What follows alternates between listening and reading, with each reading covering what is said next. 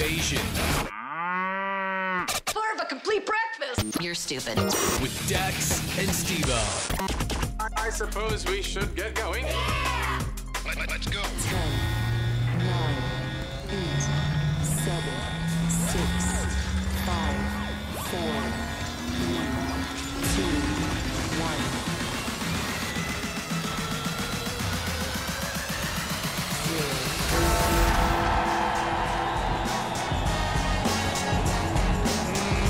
Good morning, everybody. Live from the Dreamstyle Remodeling Star 88 Studios. It's a beautiful Tuesday. Welcome to it. What's going on, Starmy? Welcome to the show. Is this real life? I think it is. It is. Is it real? I believe so. Am I dreaming? Man, I had the weirdest dream last night about a snake. It was terrifying. Look, is it all the Halloween stuff or what? I'm trying to think. What's going on with you, buddy? Trying to think. What was I watching that had snakes in it? Ugh. But it scared me to death, man. Indiana Jones. No, You're watching I didn't Indiana watch Jones. Indiana Jones. It wasn't that. Snakes. But growing up in the junkyard in Montana, my parents built their house on a snake nest. No, stop it. Is I that swear, real? I'm Oh, not gosh. joking around. So No. every summer, you'd go out in my backyard and you could see the ground moving because there's so many garter snakes. Yeah. I hate them so much. You hate him, Doc. They would show up. I'd walk into my living room and there'd be a garter snake in the middle of my living room. And you know the stories you hear of the snakes coming up through the toilet? Yeah. That was my childhood. Man. Snakes would come up through the toilet. It was awful. It's terrible. Hate them so much. Man. So yeah, there was this snake, and he was like tormenting me. He was just like poking his head at me, like, I'm gonna get you. I'm gonna get you. But something was holding him back, and so I just kept eye contact with the snake. I'm like, oh yeah? You want a piece of me, bro? You want this? This is the weirdest dream. And then he came after me, and I took out my machete and I chopped its head off. Okay. Right off. Did you have that Nightmare King from Burger King? That's what Earl wants to know. Did you have one? Yeah. Was that it? I mean, probably. No, I didn't have that. Get out Earl of here. says it tastes terrible, by the way. He tried one. Did you have nightmares? I want to know. People are saying that this is the Nightmare Burger, I which forgot is about that really burger. dumb. Yeah, it's like what does it have, a purple bun or something? Or Yeah, a something black like bun or that. something? And that would cause me Supposed to give stress. you nightmares, but I think it's just all Another member of fake. Stormy China said, so weird, I totally had a snake dream last night, too. Shut up, man. What happened? It's October 30th. Maybe that's it. I didn't watch anything scary. You don't have to. I didn't even, It's just that time of year. I guess. I mean, usually, though, there's a reason why you have those dreams. You know what I'm saying? You know what I'm saying, man? You know what I'm saying? I actually don't right You now. get what I'm saying? Good morning, everybody. Oh, hey, happy Tuesday. Welcome to it. Big show today. Yeah. Of course, Halloween tomorrow. Don't look over here, bro. Gosh, I'm sick of you looking I at my wasn't even computer, dude. I'm reading about Mr. Rogers. Just mind I your don't own care about business your over there. stupid. Just don't look. What's the percentage of parents that will eat more candy than their kids this Halloween? What's the percentage? 65%. I mean, you're close, but no, 44%. 44. Yeah. I wasn't close. I was you're assuming kinda more close. than 50%. 86% of parents have secretly stolen some of their kids' Halloween candy before. Yeah, no, duh. Okay, that's why. Oh, it's not even a secret in my house. Yeah. Yeah. Why does that have to be a secret? You're the parent. Yeah, lay the law down to the kids and say, hey, guess what? That candy that you worked so hard for, yeah, I get at least 50%. You know what? I can take all of it if I want. I pulled the dad card. Oh, you earned that? Weird. Well, I work a real job, and I earned all that you see before you. Those clothes, I earned those. This roof over your head, Ugh. I earned this. This is called dad tax. Ugh. Welcome to it. Right? I pay for everything. Oh, Oh, my gosh. Just saying, bro. One of my kids is about ready to have a rude awakening. Mm. Just a rude awakening. Just going to say it, man. Teens, dude. Teens. I just had no idea, guys. You guys warned me, and you said, the teens, they go bye-bye, and they do. They really do. They just go bye-bye, and then just left just with regret, man. I'm just still waiting for the Jeter family to experience what I'm experiencing, but no, they have perfect kids. I mean, They're so great. They have their moments. Yeah, I know. Oh, man. 40% of people say they enjoy Halloween as adults more than they did as kids. Why can't Truth. I live that life? What? I fully lived that life. What did you do this weekend? What do you mean, what did I do this weekend? With all the Halloween parties? Well, no, Were you out there celebrating, having a good time like everybody else in our Facebook and Instagram feed? No, that's not. I don't take it like that. Oh. I have way more fun getting to carve pumpkins and getting the kids dressed up and like walking around the neighborhood. I have more fun in doing that than like the stresses of a kid and trying to figure out what I was going to be. I never really liked that. Oh, dude. I love this time. We're going to your house and carving pumpkins, bro. I don't know if I'll be there. I hope you're ready because we have like a pumpkin carving contest at the old Peterson household. Yeah. I made the crow a couple years ago. Yeah, what are you going to make tonight? It was tomorrow. Oh, it's tomorrow? You do it on Halloween? Duh. Yeah, but Halloween is just all about going out trick-or-treating. You don't carve pumpkins on Halloween. You're Why supposed to not? do that like a week before, so you have like do that during the daylight. Okay. And then you go out when it gets dark. Yeah, Landon's got a basketball game at like 5 o'clock on Halloween. Wow. That's un-American. Yeah, I know. Un-American. 58% of adults try to limit how much candy they eat on Halloween night. Wait, how much they eat or how much their kids eat? Adults try to limit how much they eat. I don't know literally what that sat means. them down over the weekend because the Fall Fest and all the candy, and it was like, hey, listen, you are not allowed to just eat candy whenever you feel like it. You will ask. And if I find a wrapper in the toy room or in your bedroom, Wow. and you didn't ask, I will throw every piece of candy away. Oh, man. I did that. Oh. I'm that dad. Guys, I'm that dad. You ever thrown it all away? Oh, yeah. Oh, wow. I'm not That's- going to say which one, but one of my kids has a particular sweet tooth. And so it's like, no, bro. That's like cocaine Cocaine. or like heroin for children. Heroin. So I'm like, I got to limit this. I really am that dad. I'm that dad, guys. And guess what? People talk about how well behaved my kids are. Yeah, there you Because go. I lay down the No, law. he does. It's bad. I'm Judge Dredd, bro. Yeah, it's true. You obey the law. I am the law. Yeah. What was I going to say?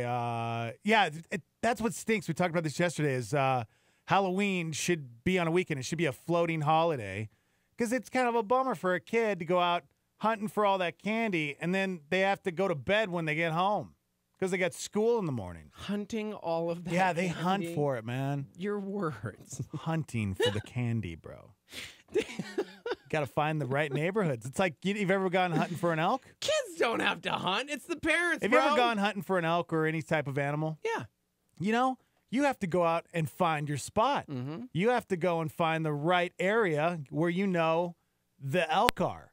And same thing with Halloween. Yeah. You got to map it out, man. You got to figure out, okay, where's the best neighborhoods? Where are all the silver foxes? Where are all the old people that give the best candy? Mm. Same as hunting an elk. They're exactly the same. Yeah. Guys, we got to take a break. Good morning. Welcome to the show. Hey, everybody. Lots more Halloween stuff coming up. Oh, yeah. Did we talk about the Dodger fans accusing the Red Sox pitchers of cheating? Did we talk about that yesterday? Oh, no. Because I tune out whenever you talk about sport- baseball.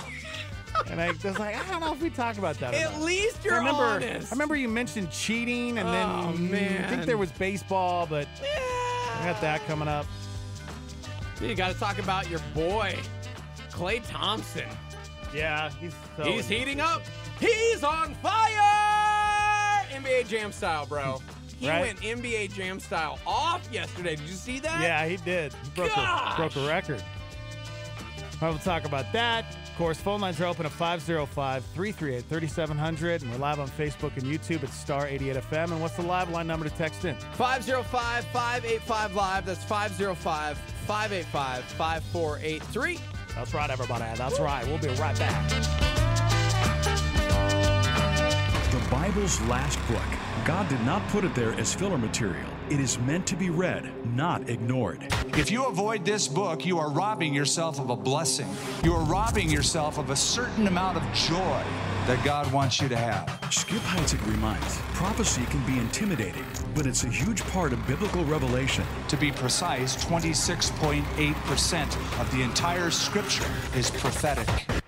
So if you don't want to read prophecy, there's a lot of the Bible that'll be unread. Hotspot. A perfect record in predicting the future. Sound difficult? Not so much for God, since He knows everything. One of the aspects of His omniscience is that He knows the future in advance and can write about it, can predict it through His prophets in graphic detail. Subscribe to Skip Heitzig's podcast on your mobile device. You know where. Some think the book of Revelation is only fire and brimstone. Skip says, keep reading. And here's what you find. We win. Hotspot. A supernova on Star 88 with David Jeremiah. Jesus explains that what happens to a man from the outside has no effect on his heart. That if a man is going to be clean, he's got to be clean in his heart. I need to tell you, he might as well have stabbed the Pharisees with a knife, but that was their problem. They spent every minute worrying about the outward man and no time at all concerned about their hearts. That's why they could cheat their parents out of the legacy that should have been theirs without even a thought, because their hearts were evil and they were full of greed and pride and wanting to care for their own things. Remember Isaiah's words again, you draw near to me with your lips, but your heart's far from me. Jesus lists 13 sins of the heart. The first 7 are in plural, denoting evil acts, and the last 6 are in the singular, denoting evil attitudes. Turning Point with David Jeremiah. Don't miss it on our sister station, KNKT, weekdays at 11 a.m. on 107.1 FM.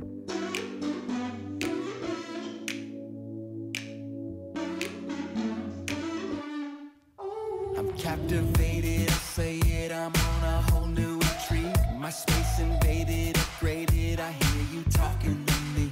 It's in the boom of the thunder, it's in the cool of the rain. And I'll say, I don't ever wanna get away. Tonight is beautiful, it's got my mind on you. And everywhere I turn is a reminder.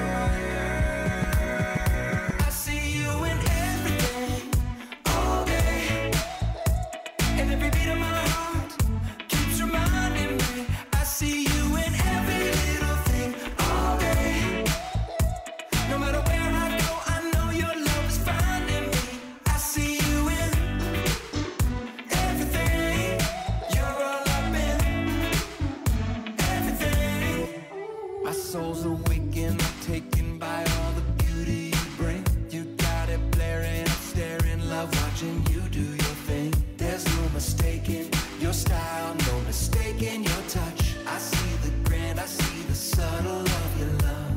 Lord, I see you in everything, all day. And every beat of my heart keeps reminding me. I see you in every little thing, all day. No matter where I go, I know your love is finding me. It's finding me in everything, all day. And every beat of my heart keeps reminding me. I see you in every little thing, all day. No matter where I go, I know your love is finding me.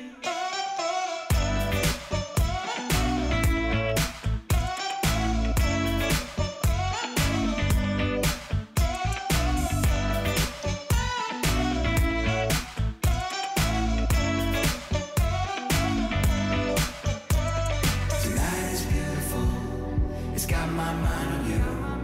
And everywhere I turn is a reminder. From the sparkle in her eyes to the starlit open skies, you bring my heart to life, fill me with wonder. I see you in everything, all day, all day.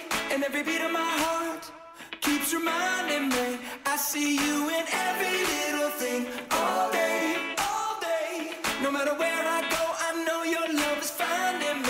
I see you in everything.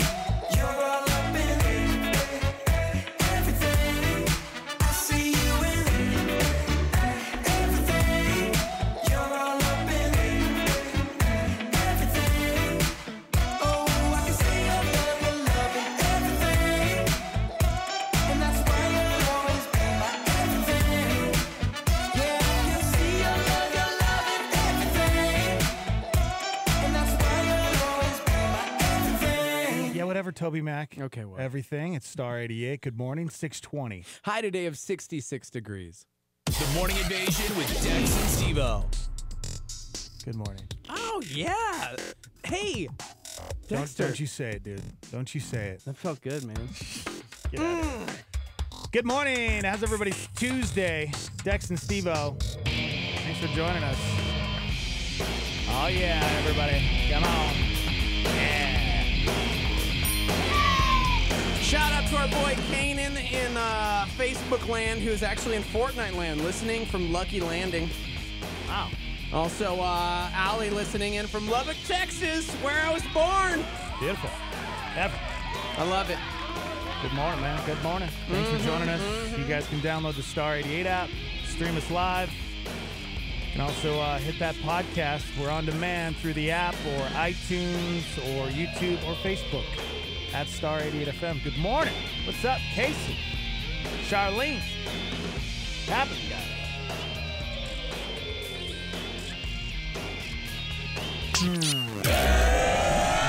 Selena Gomez lost her title as the most followed person on Instagram yesterday. Shut the front door. Are you lost? Selena, you're my girl. I gotta go follow her, man. I want her to win. I want her to win. Life is a popularity contest. That's what my mom always told me. Try to guess how many followers Selena Gomez. Well, I was about to go follow her for Don't real. look yet. Okay. How many 93 million. You're way, like, not even close. Wait, like high or low? Low, dude. Are you kidding Yeah. me? Like, this is the most follow. Well, she used to be. She's second now. 242 million. All right, you overshot just a little bit, but you're Oh. pretty close. 144,349,096 followers. Whoa. Okay? Oh, wait. Who do you think took the #1 spot? The Rock. I wish. I wish. Me too. Yesterday, I was watching him on Instagram, and Brody lost his mind. Why? Because he was like, that guy looks like Spencer.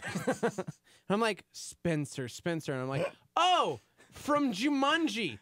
Yeah, no, that's him. I was going to say Baywatch. I was That's like, the what? actor. Brody can't watch We Baywatch. finally watched Jumanji. We had never seen it until like a week ago. Oh, really? Yeah. That's good. All right. No. It was great. All right, so The Rock's getting there. The Rock has T-Swift. 119 million. I mean, that's pretty Okay, good. that's not bad, Rock. It's got to be somebody young like Selena, so I'm going to say Taylor Swift. No. I don't know. Think soccer, bro. Think soccer. Ronaldo. Yep. Wait, Ronaldo, really? yeah. Ronaldo. Oh, wow! Cristiano. How do you say his name? Cristiano Ronaldo Yeah, or Cristiano. I don't know. Cristiano. Yeah, he's #1. That's awesome. Like the difference now is like of only 65,510 followers. All right, so Selena, you got to just do a little push. Nah, man, forget that. I'm Little helping push to get back Ronaldo, up. bro. I'm following him, dude. Insane, man. Hey, that's awesome. I guess. I mean, if you're People are soccer, mocking the man. fact that we're getting a pro sports team and it's soccer. I'll tell you what. Look at them posters, New Mexico United. I think soccer's taking over. Yeah, I think it has. I think it has. I mean, I think it's the #1 sport in the world. Well, it's been the #1 sport in the world for a Yeah, very I long think for a time. while, I think since America's sports. just finally catching up. We're like the Mississippi of the globe. We're about a decade or two behind everything. Okay, let's just try to imagine that you had 144 million followers on Instagram. Every picture must count. Exactly. I'm sitting here going, you can't do a throwaway picture. I'm looking at this Cristiano guy. He's a beautiful man. I'm pretty disappointed in his pictures. They're kind of lame. I'm not going to lie. Yeah, okay, that's because he doesn't care.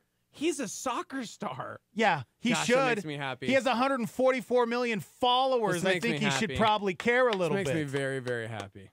Like what? I have a hard enough time like trying to figure out like what to post, and I have like 6,000 followers. You know, I will say I had a dilemma yesterday. I was going to post a photo. Brody was like clinging to me, my 5-year-old yesterday, which was really great. I needed that yesterday. Yesterday was a hard day for me. So my 5-year-old just wouldn't leave my side. He wanted to build Legos. He wanted to play. And so I was going into the backyard to grill, and he was on my shoulders, and he had a little crack showing.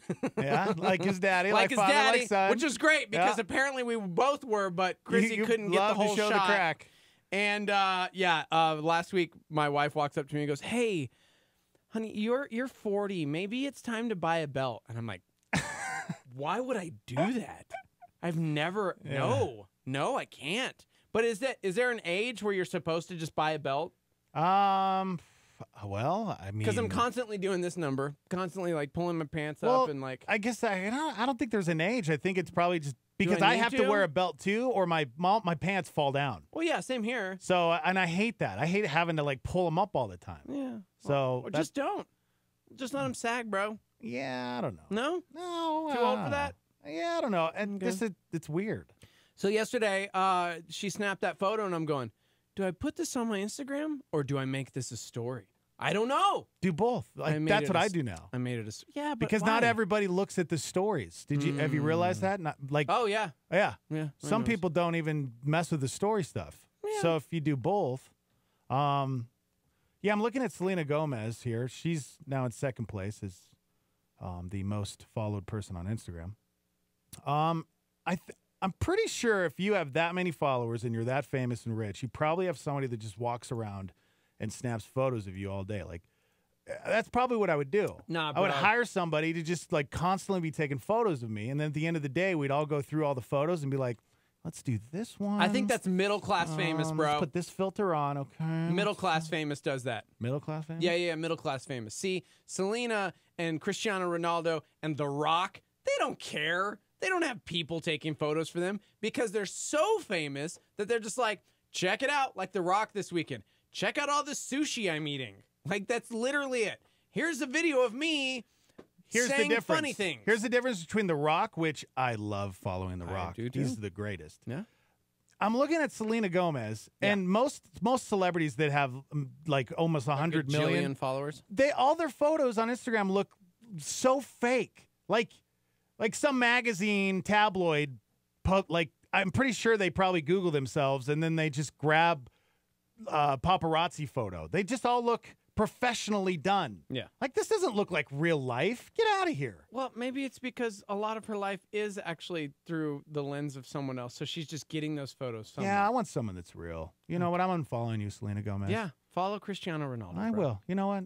But I don't like his thing either. He doesn't look real either. You're complaining about him oppositely.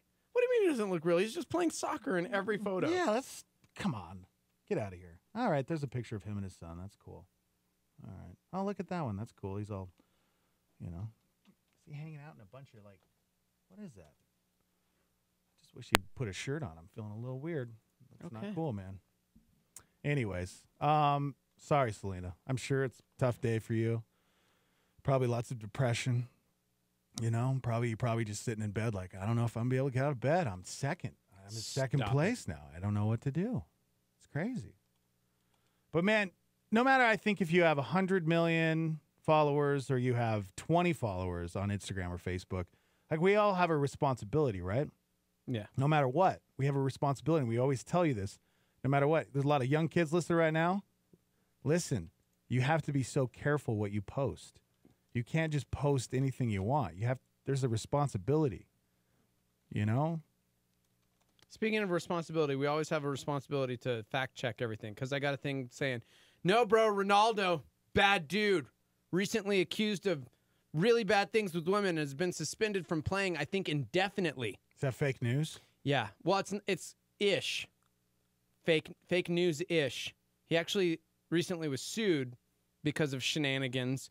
But, nah, man, he scored like 2 goals 2 days ago. So he's definitely still playing. Not suspended. Football. And, yeah. Okay.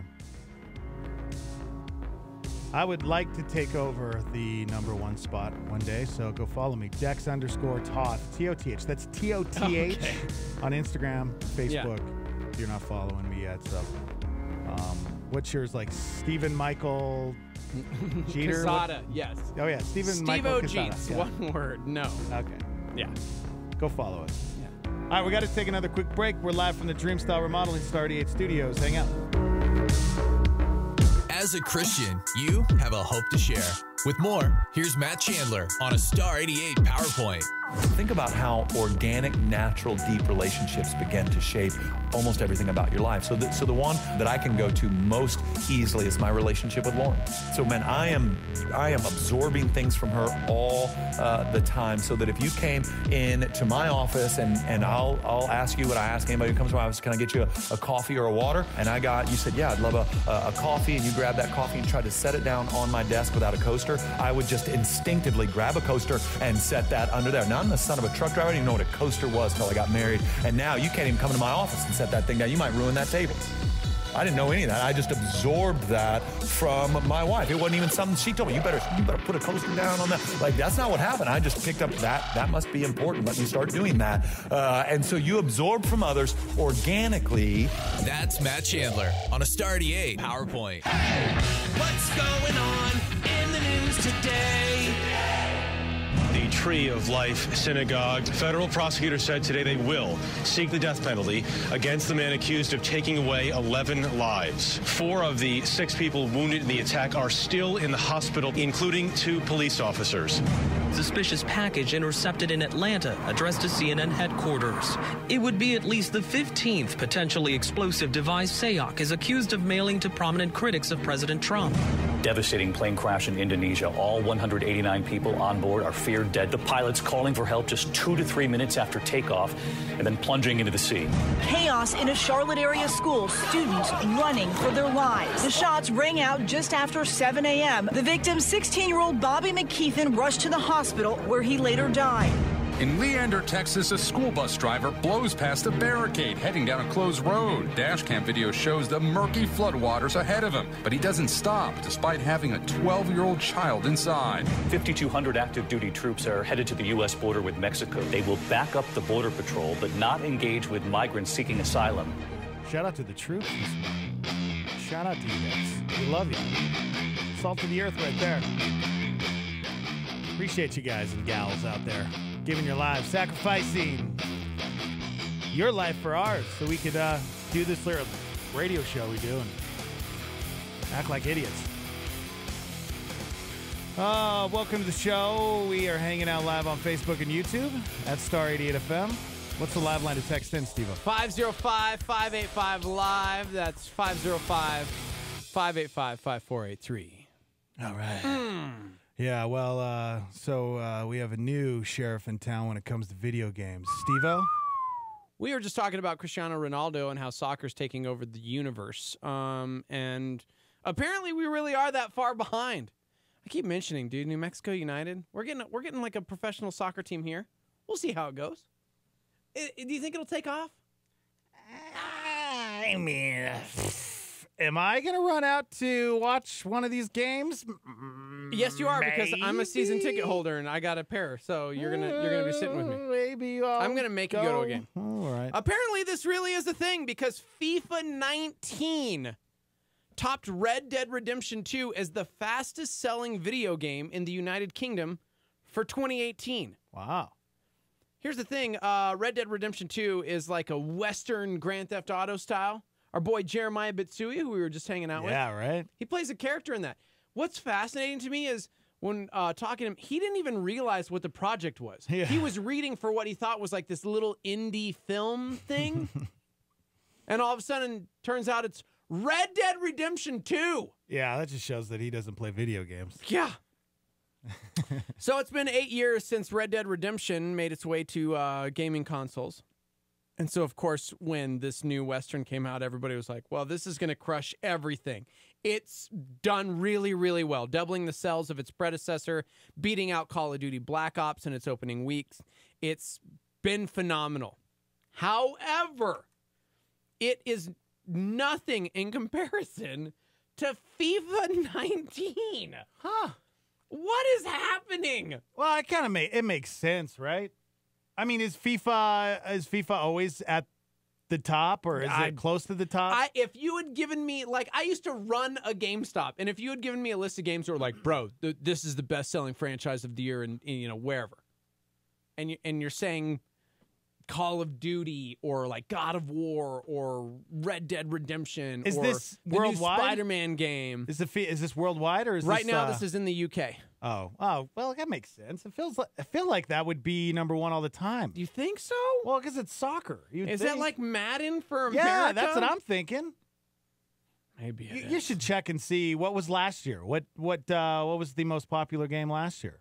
It had to have been FIFA 18. Yes, exactly. So why is this so shocking?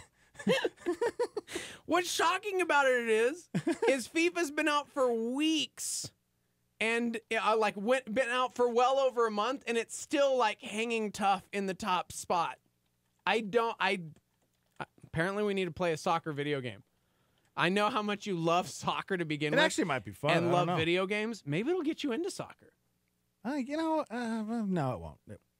Okay, it won't. What's the best-selling video game in the United States? Well, I just Googled that. I read Dead Redemption 2. Okay. Number one? Yeah. All right. Call of Duty Black Ops 4. Makes Spider-Man. sense. Spider-Man, dude. Lego DC. That's my game of the year. Gosh, that game is phenomenal. I don't know about this It's list, the best Spider-Man movie I've ever played. Okay. What's the most popular video game in America 2018? This says Monster Hunter World. What's that? No. That's okay. I mean, it could be. And then Dragon Ball Fighters was second, followed by Call of Duty, according to that list. See, there's so many lists, and this one says Legend of Zelda. Okay, no, I'm going to Forbes. Okay, how about the best-selling video games? Oh, that's just for Far Cry August. 5. Yeah. Yep. Number one. Madden 19 was in What's there. Far Cry Monster 5? Hunter World. Oh, yeah. What is it? It's a gnarly. Okay. My son has it.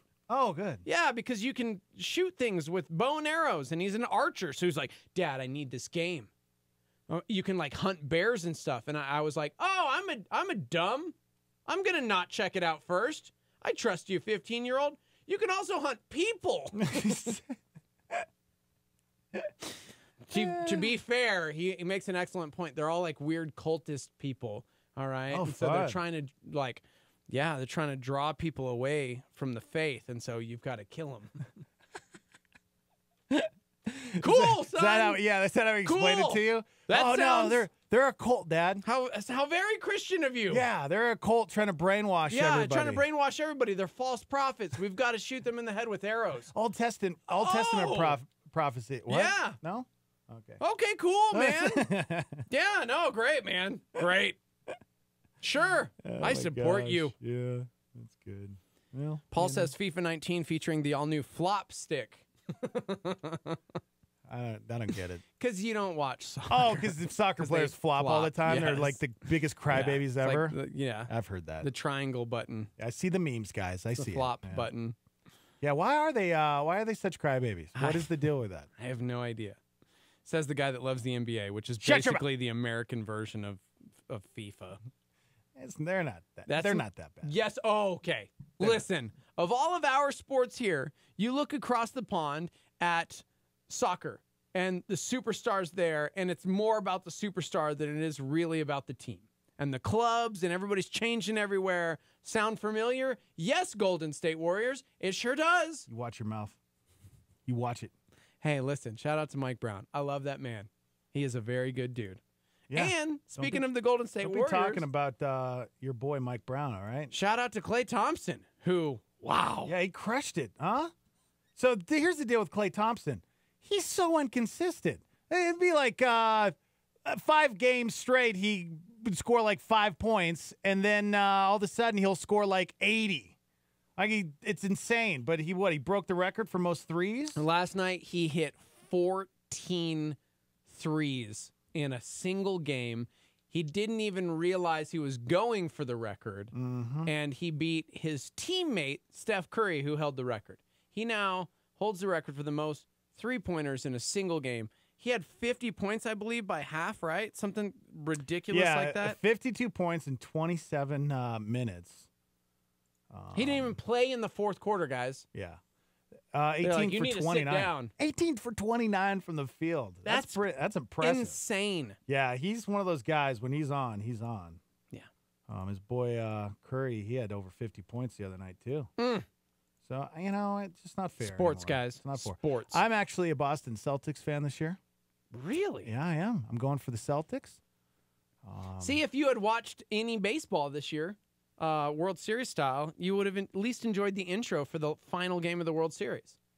They had Magic Johnson and Larry Bird because Boston versus L.A., and it was so cool. I remember those I'm like, days. that was a great matchup. Yep. I cared more about that than this year's World Series.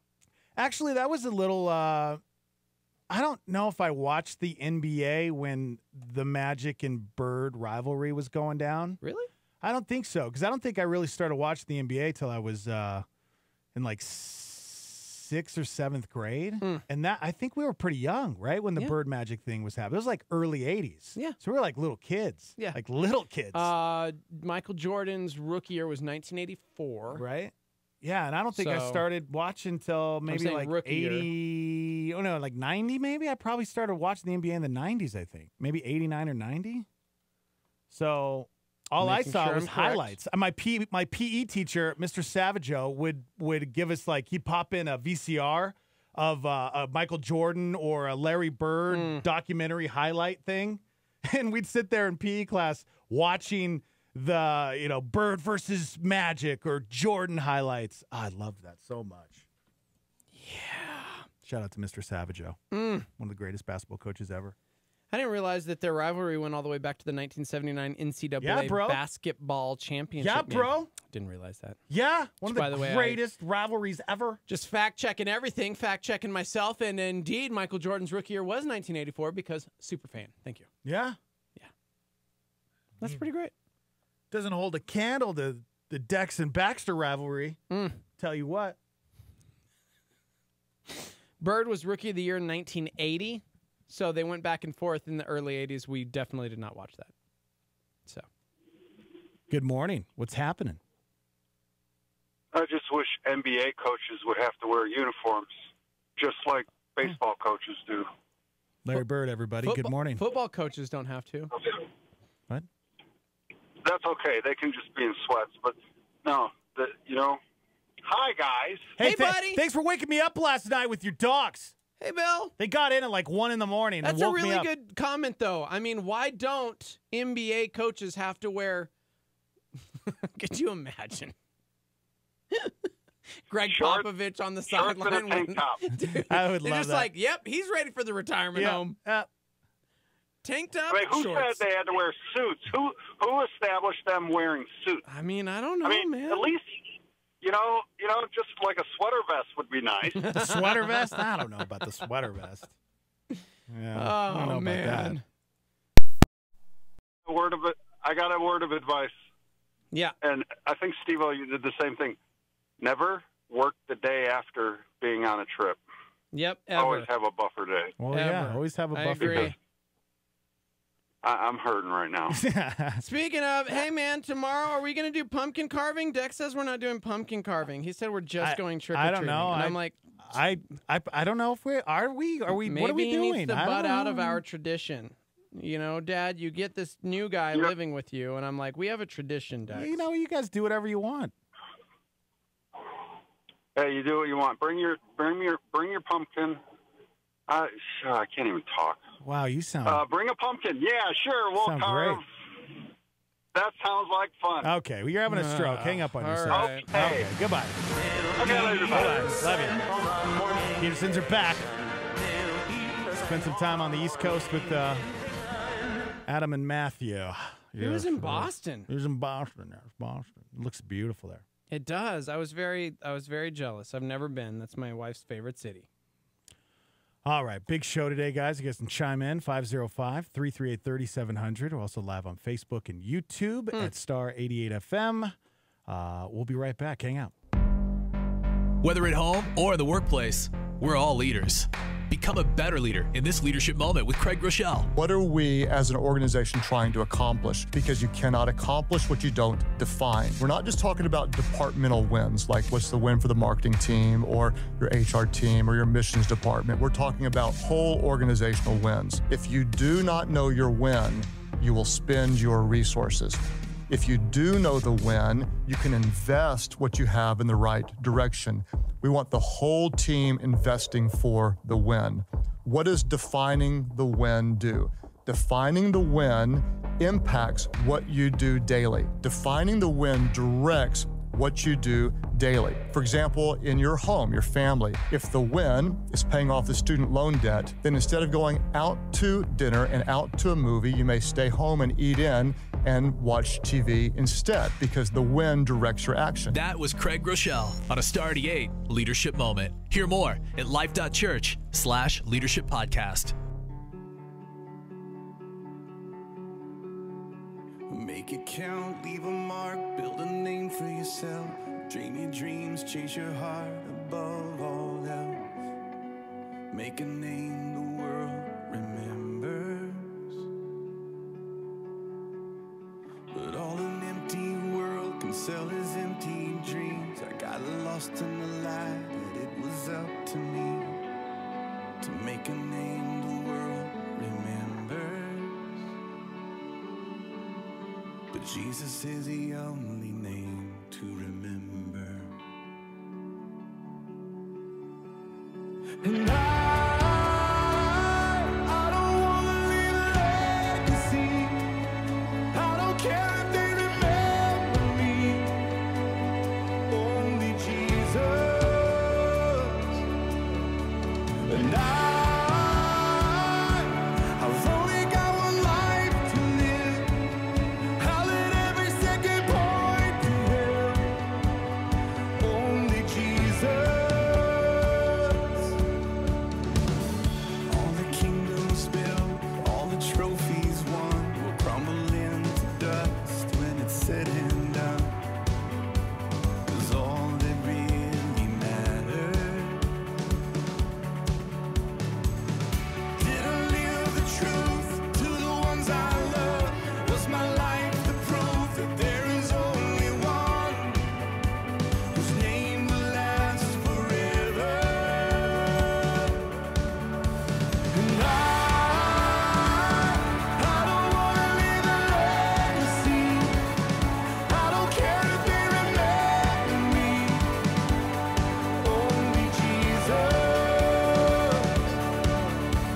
And I've only got one life to live.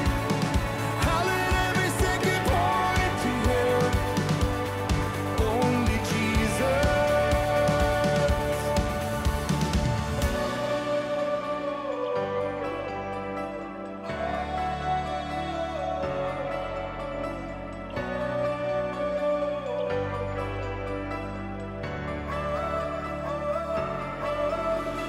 Jesus is the only name. Jesus is the only name. Jesus is the only name to remember. Oh, Jesus is the only name. Jesus is the only name. Jesus is the only name to remember. And I don't want to leave a legacy. I don't care if they remember me. Only Jesus. And I've only got one life to live. I'll let every second point to him. Only Jesus.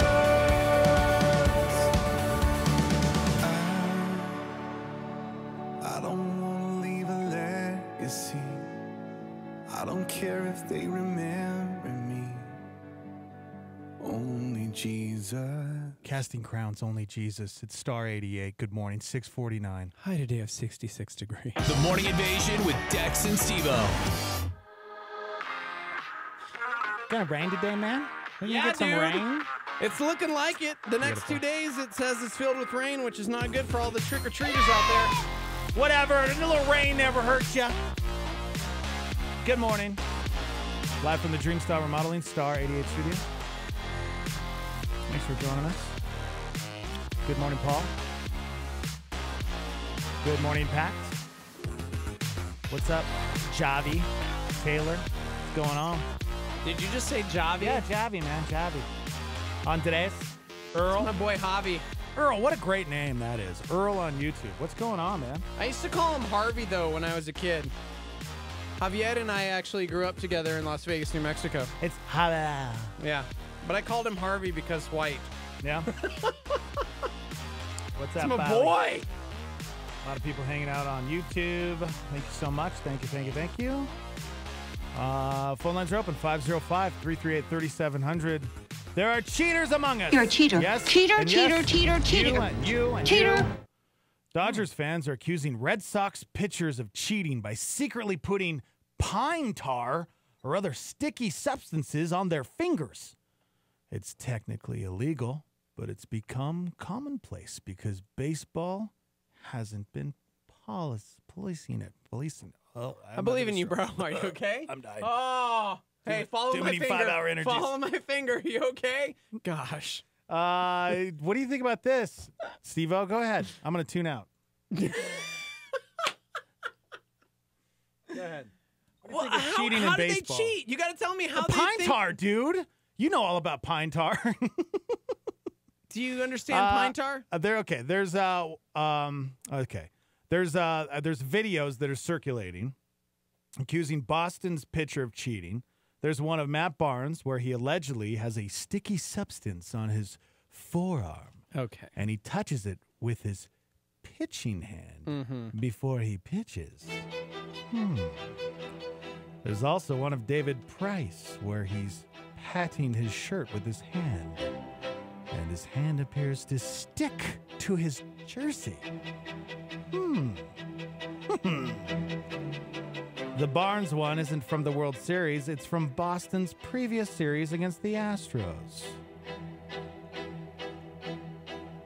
No, I mean, I thought you would be interested in this. I guess. I am, but I'm looking at the video now to see if. Tar thing. Is his shirt sticking when he sticking to his hand? Has he got a little pine tar on there? Huh? Oh yeah, pine tar on anything sticky, any substance that's sticky is illegal. Yeah. But essentially, everyone just looks the other way because it's so commonplace now that their own teammates are probably doing the same thing. In the rule book, it states the pitcher shall not apply a foreign substance of any kind to the ball. Violating the rule is grounds for immediate ejection and a 10-game suspension. Whoa. I'm having a stroke today, guys. Here's the thing. The David Price video that they're showing, so what happens is David Price, boom, gets out of the inning. He's amped up, and he like pumps his chest with his hand, and it kind of looks like his jersey sticks to his hand for a split second. Here's why we have to just completely throw it out the window. I'm watching the video. I didn't know anything about this, but let me just say, if I were looking at this as a judge, I'd be going, okay, cool, man. Does anybody else notice the fact that he slams his chest with his right hand? His right hand then looks as though it kind of sticks there for a second.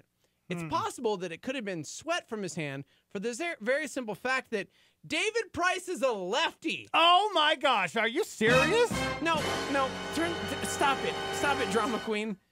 He's a lefty, meaning if he were cheating with pine tar, his left hand is the one that would need to stick. His right hand was in a sweaty glove the entire inning. So when he slams his hand against his chest, maybe it's just that it was sweaty from being in a glove. I don't know, dude. I don't know, man. He's not cheating. Now, this is what a lot of people are saying, okay? A lot of people in baseball are saying that, okay, this rule was written when pitchers were using more extreme methods to cheat, and that most players are fine with pitchers using sunscreen, a little rosin to improve their grip before throwing a 100-mile-per-hour fastball. They say they don't want to just drop the rule because it could open it up for all these other offenses. So right now, it's one of those things you can get away with as long as you're, not, flouting it around. You know what I'm saying? Flouting it around. Flouting it? You mean flaunting it? No, flouting it, man. You got to flout it around. Flouting it. I think this is lame. I think it's Dodger fans just like upset because 2 years in a row they lost it. Yeah, I don't know. I guess I mean there are those like rules, right? Yeah. And, like I think no, even there really are there's rules. rules in basketball. Look at Deflategate in the NFL. You know what I'm saying? I get it. I get it. I don't know. Does it really help though? Does it really help? Yeah, I can give you a better grip on the ball actually. Yeah, so yes. Is that a big deal? Is that a big deal? Yes, it is for a pitcher. Absolutely, it's a big deal. It gives you better command of the. Okay, I don't think so. Back in my pitching days, I mean. Oh, see, Shannon says this is just teaching kids to be sore losers. I couldn't agree more. You're allowed to use chalk.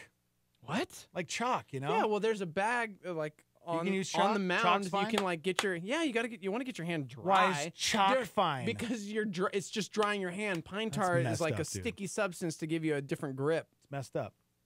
Yeah. You allowed to dry your hand like in bowling? Like if you had a little fan, could you pull out a little fan and like dry your hand?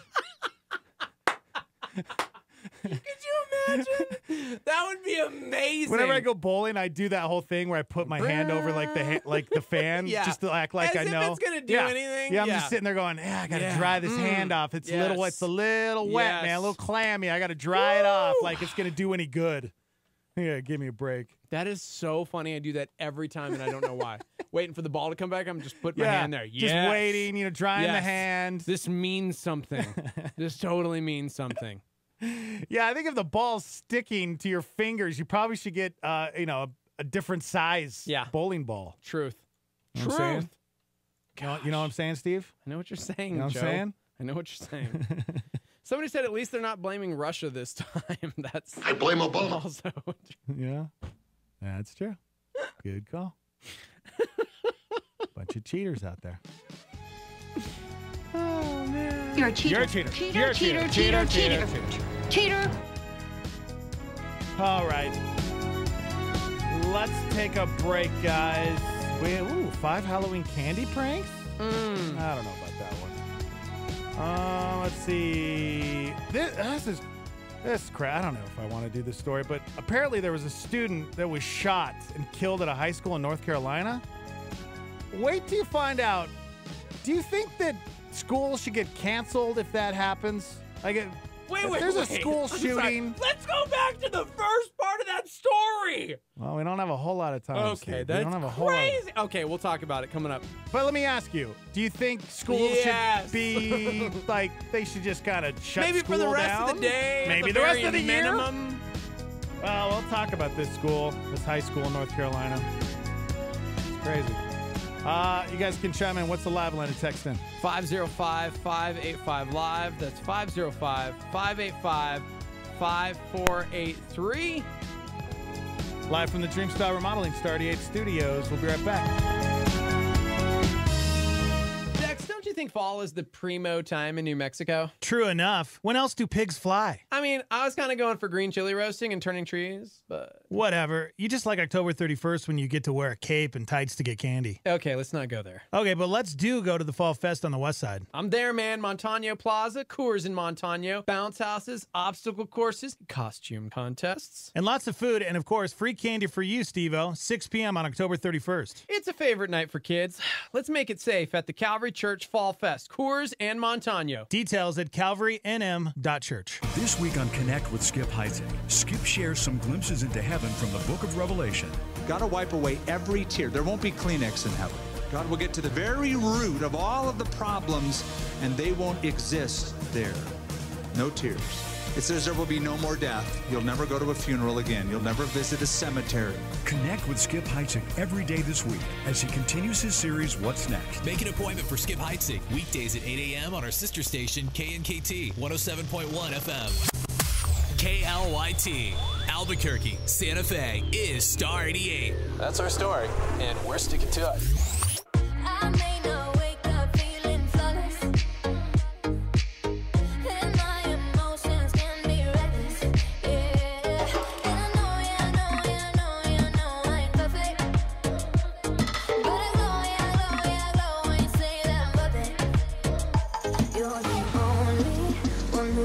on my skin deep and into my heart completely. You got me cut like a diamond. Ooh, ooh. All of the stars are aligning. Ooh, ooh. My heart it beats like a lion. 'Cause every time you hold me and tell me that you love me, you got me cut like a diamond. The difference in me is so drastic. From day to night, it's automatic. Oh, I don't know who I'd be without you. But I go, it's not a question.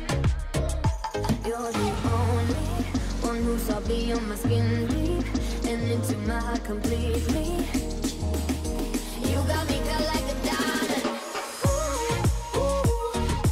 All of the stars are aligning. Ooh, ooh. My heart it beats like a lion. 'Cause every time you hold me and tell me that you love me, you got me cut like a diamond. You got me cut like a diamond. You got me cut like a diamond. 'Cause every time you hold me and tell me that you love me,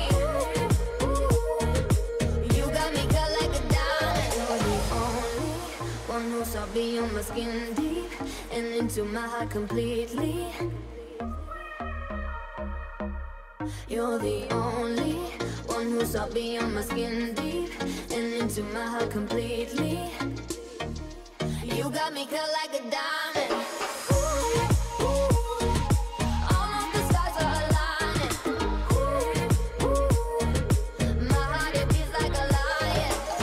'Cause every time you hold me and tell me that you love me,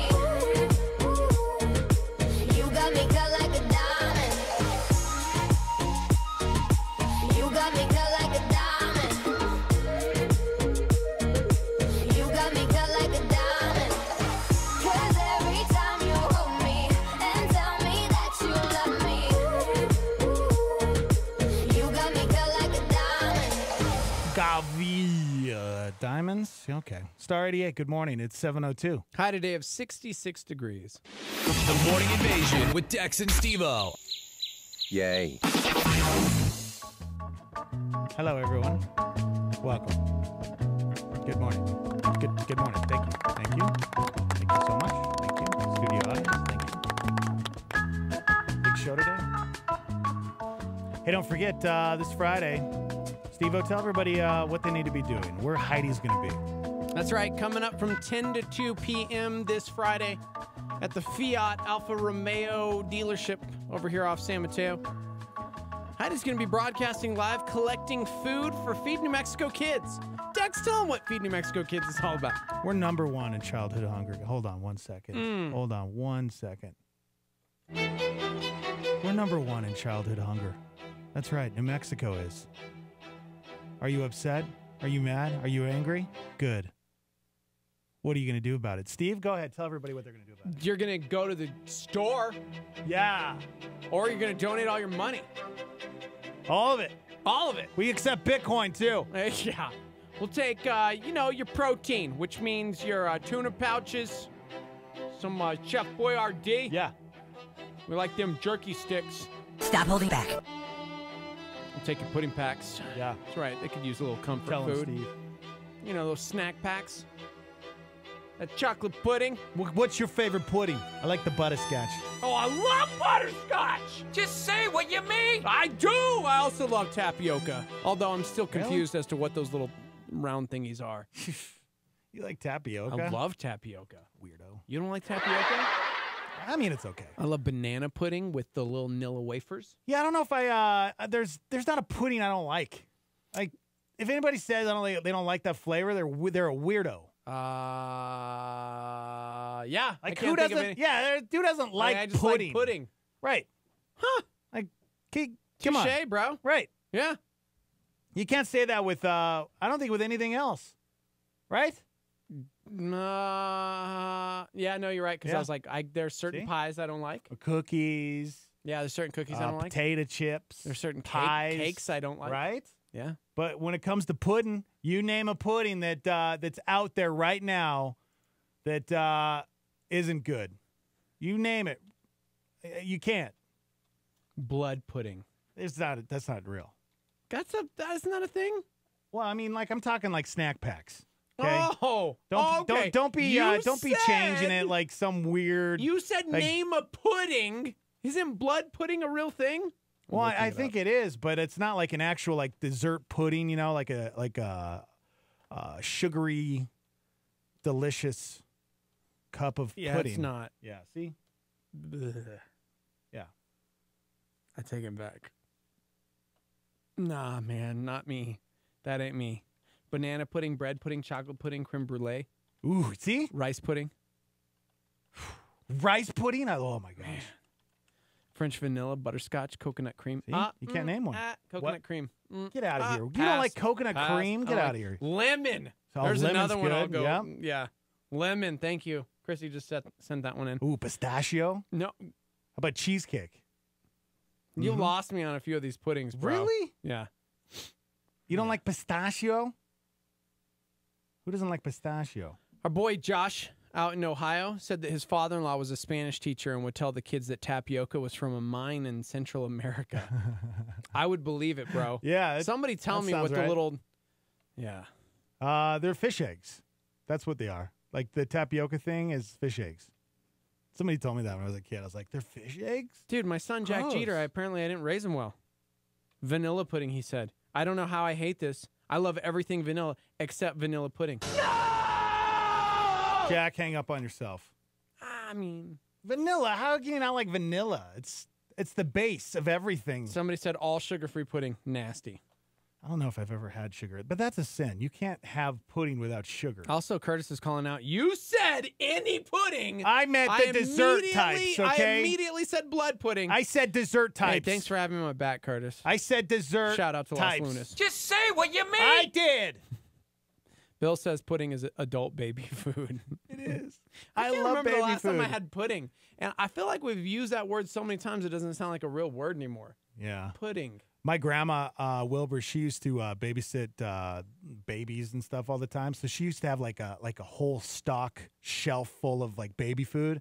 I would sneak in there as like a 9 and 10-year-old child and steal the baby food because it was so good. I loved it.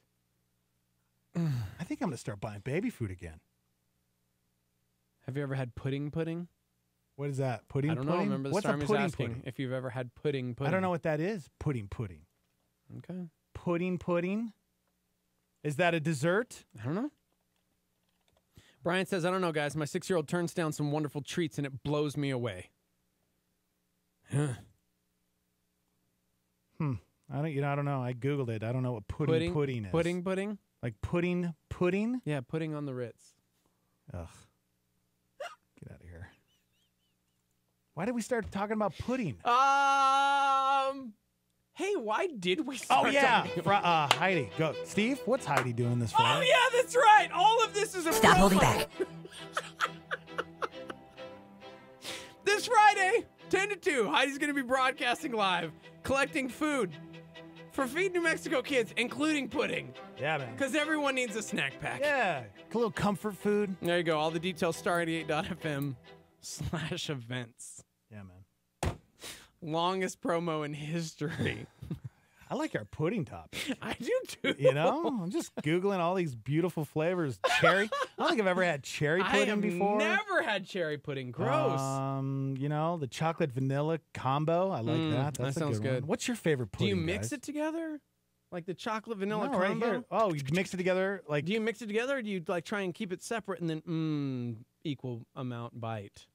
You know what I'm saying? I think it depends on how you feel Have that you day. ever had the marinara Alfredo half and half on your pasta? Am I about to change your mind? The marinara. I change your life. What? You get it marinara, right? Uh-huh. And then Alfredo. Oh, yeah. And then I've you had that. mix them Yeah, together. I've done that before. It's good. Dog. Yeah. Dog. Yo, dog. Good morning, dog. Yo. What's up, homie? How you be doing? What's your favorite Man, pudding? we'd be so good. What's your favorite pudding?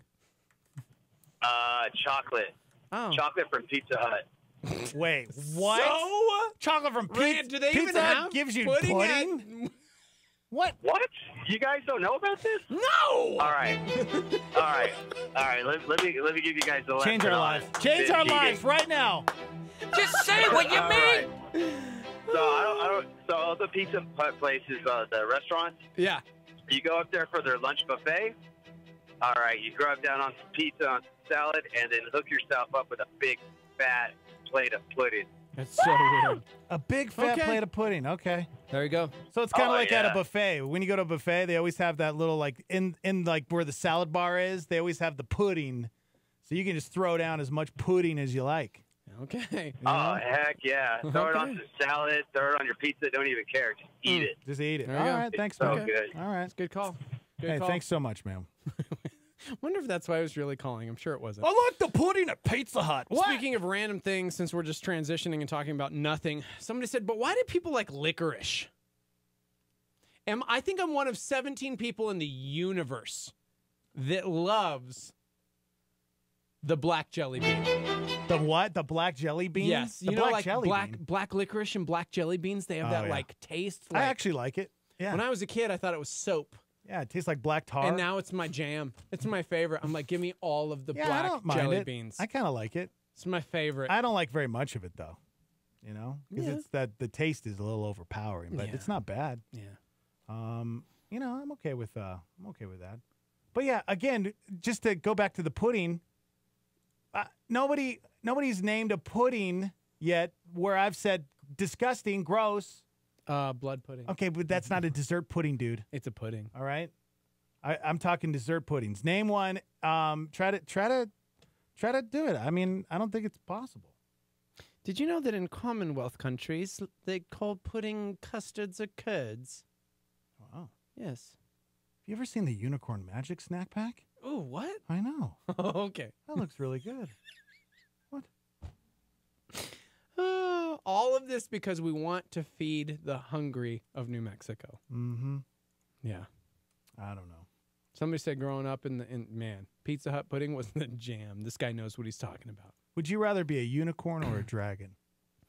If you had to pick one. Both are extinct. If you had to pick one, which one would you pick? I feel like dragons are so grumpy, but is that just because they got a bad rap in the late 1300s and then we started writing stories about them and we don't really know because we didn't get to know a dragon? You know? Exactly. Yeah. I mean, I think yeah. dragon. I would want to fly. Do unicorns Yeah, fly? I had a good No, conversation. You know what? Pegasus Yeah, flies. they fly. No, they don't. Yeah. Pegasus, How do you know? Pegasus flies.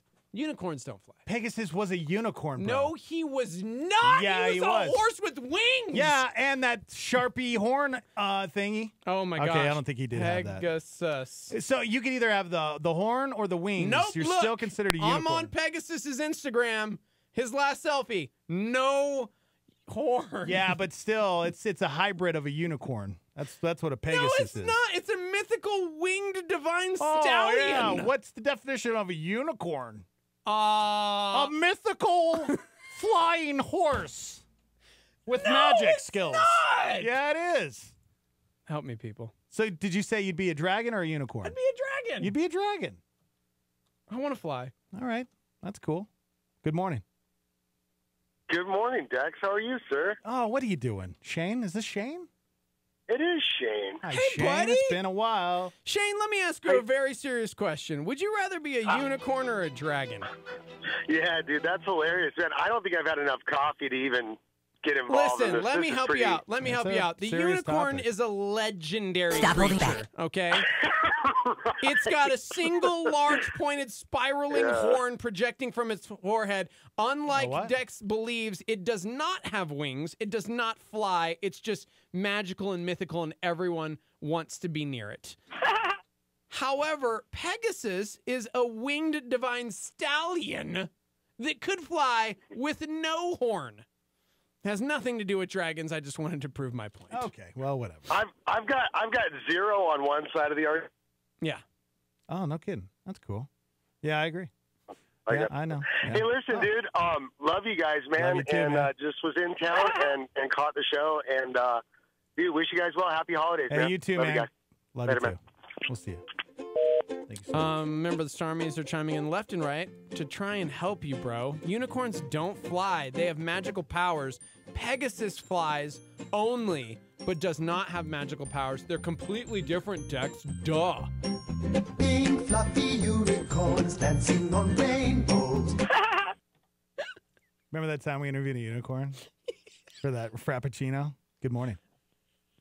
Which 4 puddings do you like? Vanilla, banana, tapioca. I don't have a fourth one. Chocolate. What? Yeah. Can you name a pudding? Chocolate. Hey, lady, can you name... Sorry, I called you lady. Hey, lady. Can you name a pudding? Lady, no, hang up on yourself. Okay, I will. Goodbye. Isn't that funny? I hung up on you. Huh? Oh, we got to take a break. This is a fresh thought. Listen up to Levi Lusko. But you don't just need to remember your creator. You need to do it now. Why? Because of the brevity of life. The weight of your soul should weigh upon you as you realize how short of a window you have. That's your opportunity to acknowledge the one who built you. That's why Solomon shifts into this mode right after saying, remember your creator. Look at it. Before the difficult days come. Do it before life gets challenging. Do it before life gets difficult. What is he trying to get you to see? Listen to me carefully. Change becomes harder and harder, and life goes faster and faster as you get older and older. But don't just remember your creator. Remember your creator before the end comes. For more fresh thoughts, go to LeviLusko.com. A Star 88 Supernova. Here's Rick Warren.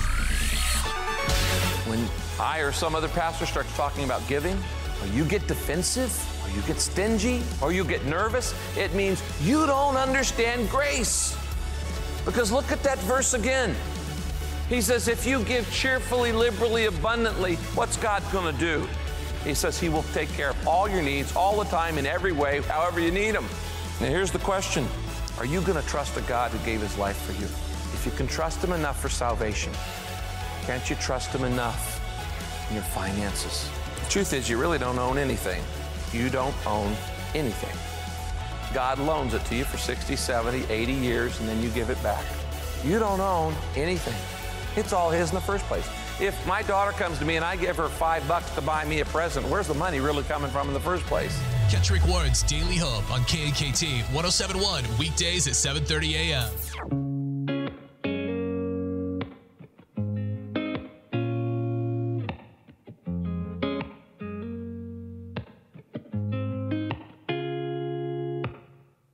It's so unusual, it's frightening.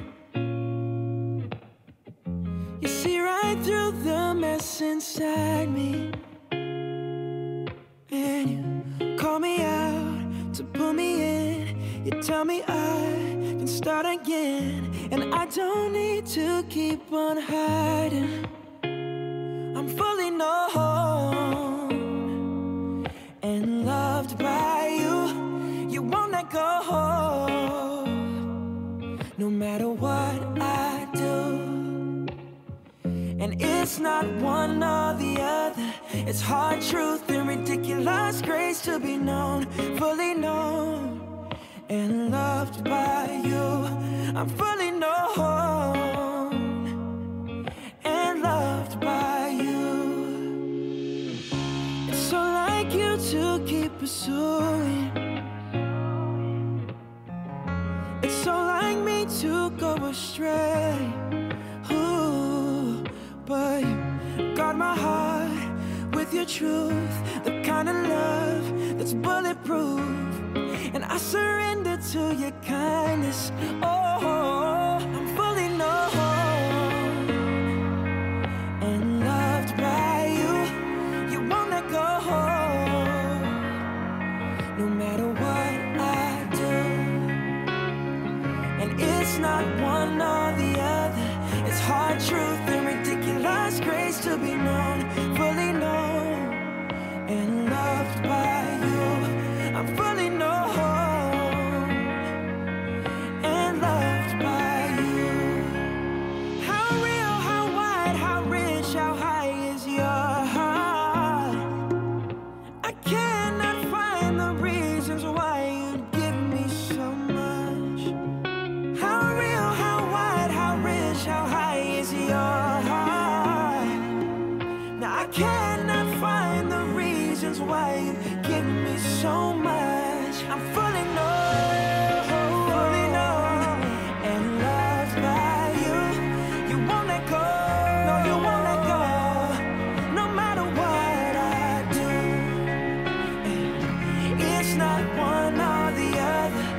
hard truth and ridiculous grace to be known, fully known, and loved by you. I'm fully known and loved by you. It's so unusual, it's frightening. I'm fully known and loved by you. Taryn Wells, known.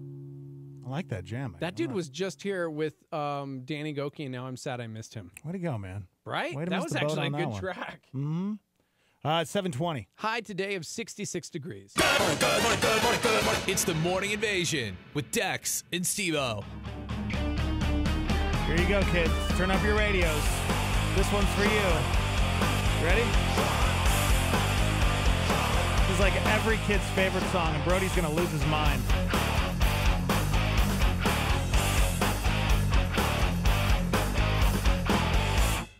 Baby shark, baby shark, baby shark, baby shark, mommy shark, mommy shark, mommy shark, mommy shark, daddy shark, daddy shark, daddy shark, daddy shark, grandma shark, grandma shark. Oh yeah. Come on, give me a grandpa shark. Grandma shark, grandpa shark, grandpa shark, Love it. Good morning. Welcome to the show. Hey, good morning, guys. Hey, I'm going to go on break. Bye. Okay, bye. That's the greatest thing you've ever done, Bill Peterson. That was the greatest thing. Oh, man. I just might give you a hug today. Thanks for putting Baby Shark in my head, though, because I'm going to be singing it for 17 days straight. Right? Yeah. Every kid loves that song. Mm-hmm. Every kid loves it. All right, coming up, we're going to tackle a letter. You guys can always send in your letters. studio@star88.fm. Let's just get this out of the way, because this is ridiculous and crazy, and I don't understand what this high school in North Carolina was thinking, but there was a school shooting yesterday. It's crazy. Some of these you don't even hear about anymore because they happen so often. A 16-year-old male student was shot and killed by another 16-year-old student at Butler High School in Matthews, North Carolina yesterday morning. Gosh. The victim ended up dying at the hospital. And the school was so unfazed by it, they didn't even cancel classes. The school went into lockdown for a little bit. The shooter was arrested, and then they told the students they could get picked up or they could keep going with the school day. I mean, they had the shooter in custody. You know? Who wants to make up a snow day? You know, like at the end of the year, or cut your Christmas vacation short by a day because you have to do a makeup day. Goodbye. Because Don't come back. I get it. You get it, huh? Yeah. Mm-hmm. Yeah. Steve-O Jeter, guys. If you're new to the show, that is the voice of Steve-O Jeter. Okay. The voice you hear now is That's Dex. horrible. Huh? Yeah. Right? It happened at school? It happened at school, and they gave the students the option, hey, you can I mean, at least they gave them the option, right? Well, I mean, I feel like they should probably cancel class maybe for the rest of the week. Okay, come on, Really? Cream Puff. The rest of the Cream week? Puff? It's Monday. Dude, a student just got killed, like shot The at your rest school. of the week, Yeah, bro? dude. Yeah. At least. This is North Carolina. What does that have to do with it? They Who cares? need schooling. Okay. Yeah, people on social media, they were freaking out. Oh, One of course. person wrote, quote, "This decision is normalizing carnage in our schools. We are failing a generation of children." I mean, Listen, it is super sad though when it happens so often that we're getting used to it. It's Right. like something that just it's And normal to be fair, now. before the break, Dex said I had to take the other side. I didn't That know is a what lie. we were talking I did not. about. It's a liar. so- That is a lie. No, I did not. People are very mad at me, and I just want to make sure they know that that was for radio. Of course, I would. Would you? I mean, you would immediately pick up your kids, right? Yeah. Yeah. Okay. Just imagine if all of a sudden you got a phone call the news broke that at Jack's school there was a school shooting, and a kid had gotten shot and died. died. Yeah, what would you do? You would rush down to the pick up school. my kid. You would rush down to the school immediately. Yeah, and I'm sure I would imagine if that happened and you were a student at a school where there was a school shooting, that has to like change you in some way, and if it doesn't, then there's something wrong with you.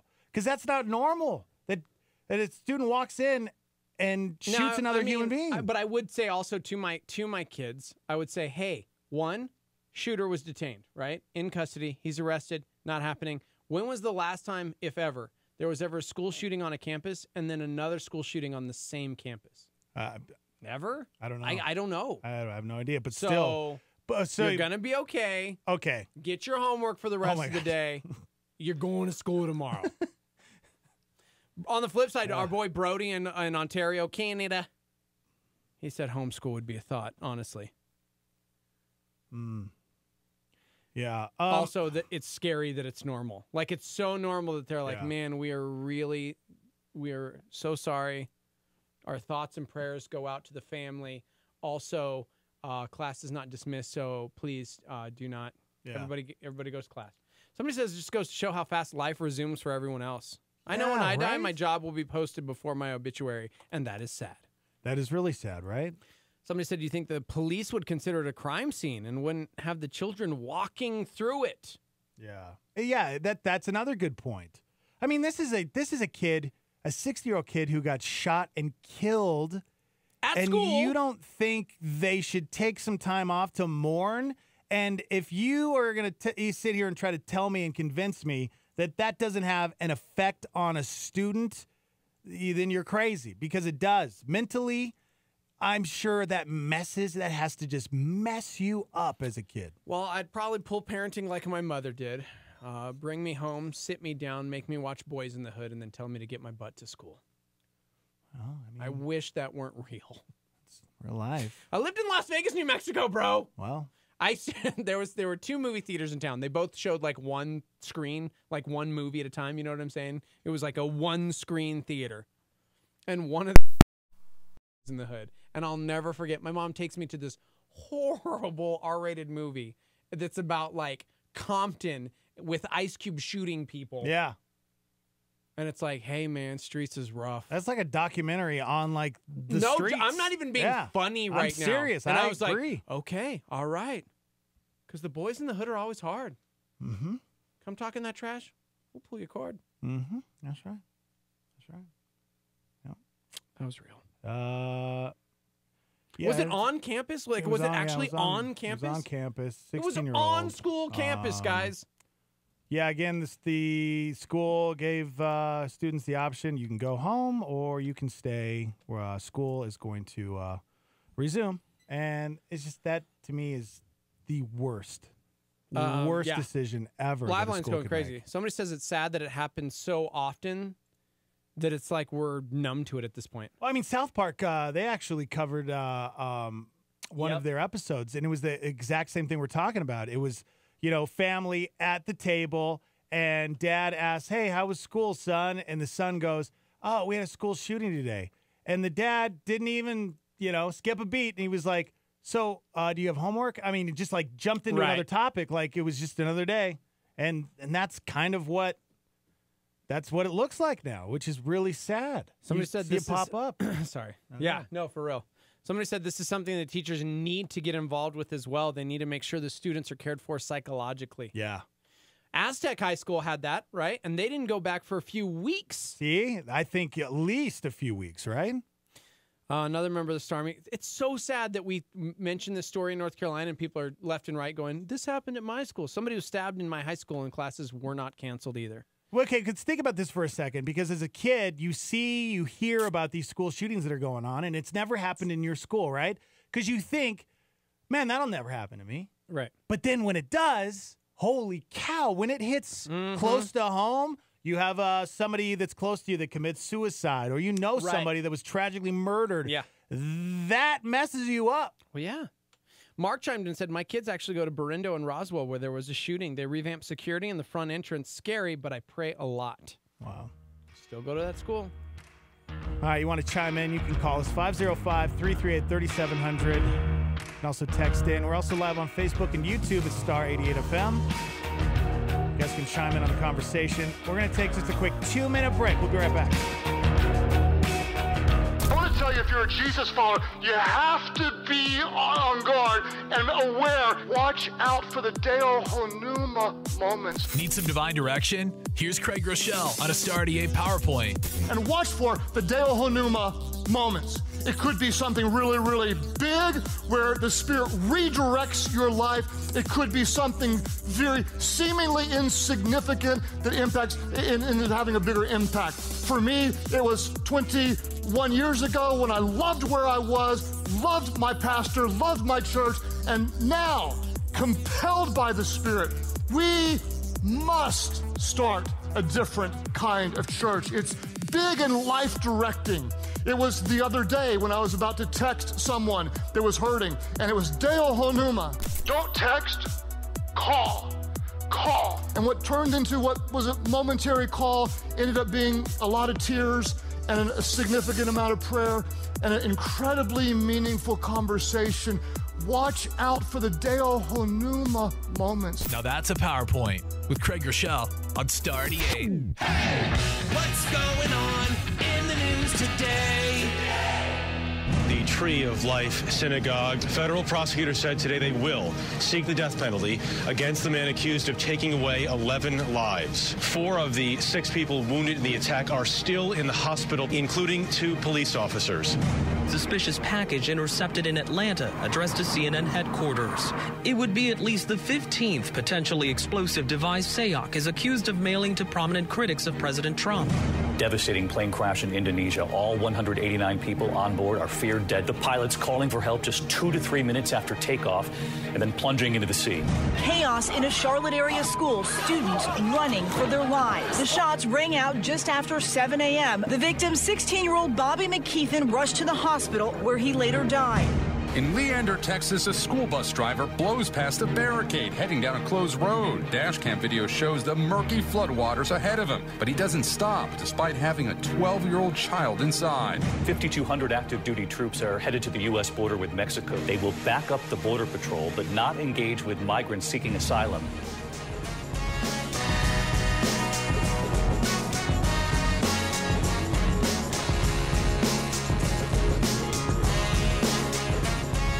Good morning. Welcome. Dex, Steve-O, live from the Dreamstyle Remodeling Star 88 Studios. How are we doing on a Tuesday, guys? We doing all right? Real good, man. Real good. Real good? Real good? All right, real good. Dude, to like just drive it home on that last story, this happened, if you're just joining us, school shooting. Kid was shot and killed at high school, and they didn't even dismiss classes. Now I'm like really freaking out. I'm reading the story.